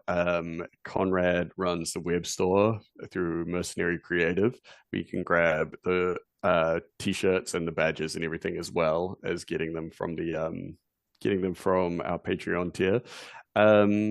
But yeah, so if Mule, yeah, you're a sick fuck. Yeah? It's been known that I have engaged in sick, disgusting, horrific things. Yeah. Would you do me the incredible honor of presenting the final tier of our Patreon at patreon.com/red_planet? Thank you, Kira. I will do that. Well, if you're like me and you're simply sick, then you can get all of the stuff from the lower tiers, plus a very special thank you message at the end of the stream for $100 a month, or it's £112 or so. I think it's £100. I don't know. Or how many New Zealand dollars? 172. Did you close the window? I can't do. No, it's coming up in dollars on my. I don't know why. I'm not registered to be in dollars on Patreon. It makes no sense. But like, it's changed. Everything's changed. So I'm just doing like a quick conversion. It's £78.50. That's how much it is if you're in Britain and you're sick. So yeah, that is that. And again, you get a special thank you message at the end of every stream, and it looks like this: JBP, Nell on Starfire, Queen Pib, Cassie Tastrophe, and Risk Inverse. Thank you so much for being our sickos. You're amazing. We love you so much. Thank you for supporting the stream. Wow. So, Mule. Yes. Where can I find you? We're friends, but I'm a really bad friend, and I never know how to find you online. How can I find you, Mule? Well, I don't mind reminding you of this every week because I am your friend. I'm so sorry. I'm really sorry. This is what friends are for. Friends are supposed to not mind when they forget where your YouTube channel is and what it's called. Yes, you can go. I've got a link tree. You can go to linktree.ee/DJMUEL. I got a video that came out over Christmas, so not gonna lie, if you've missed the video, it's gonna be very dated because I'm wearing a Santa hat. There's a Christmas tree. And to be honest, you could probably get past that because I'm talking about a lot of other stuff in the video. It's not Christmas focused, really. There is a bit at the end where I say this Christmas we need to think about being nice to each other. But that's it, really. But yeah, please go check that out. It will really help. It's about bastard landlord influencers. In particular, a guy called Samuel Leeds. If you don't know who he is, he's the guy who pretended to evict a tenant from one of his properties by chainsawing the door open, and of course there was no tenant in there. He was just exaggerating, as he does with most things in his life that you'll find out about if you watch the video. So yeah, that is what I'm doing at the moment that I would like you to support and check out. Please like, comment, subscribe, share it, all that kind of nonsense. But Tim, what about you? Well, so you can find me on YouTube and Twitch as Conquest of Dread, or over on Twitter and Blue Sky as Dread Conquest. I haven't really had a lot of time to stream or anything outside of the Red Planet streams for a long time. I do want to get back into it a little bit this year. But yeah, aside from that, yeah, that's pretty much it. Well, what about Kira? Where can we find you? You can find me at my link tree. It's linktra.ee/KiraChats. But my live streams for the time being, for the foreseeable future, will be on YouTube. So youtube.com/KiraChats. Please watch my streams. Please click on my shit, because if you do, I will more quickly be able to get monetized on YouTube as like a partner or whatever they call it. So, and also it makes me feel good. And also I am a streamer, so, you know, it gives me purpose. Won't you give me purpose? Please. Please, everyone. Please. Look at her.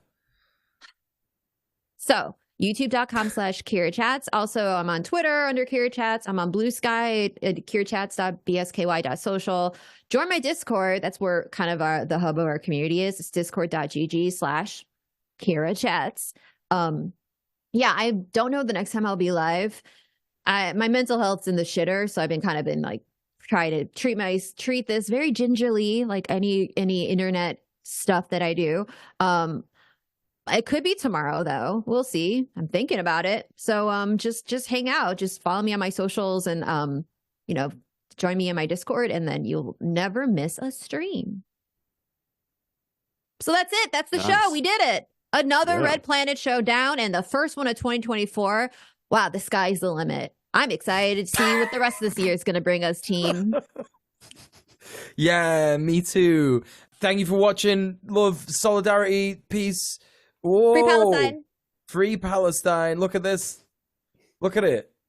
Whoa. Look at it. Look at it. Look at it.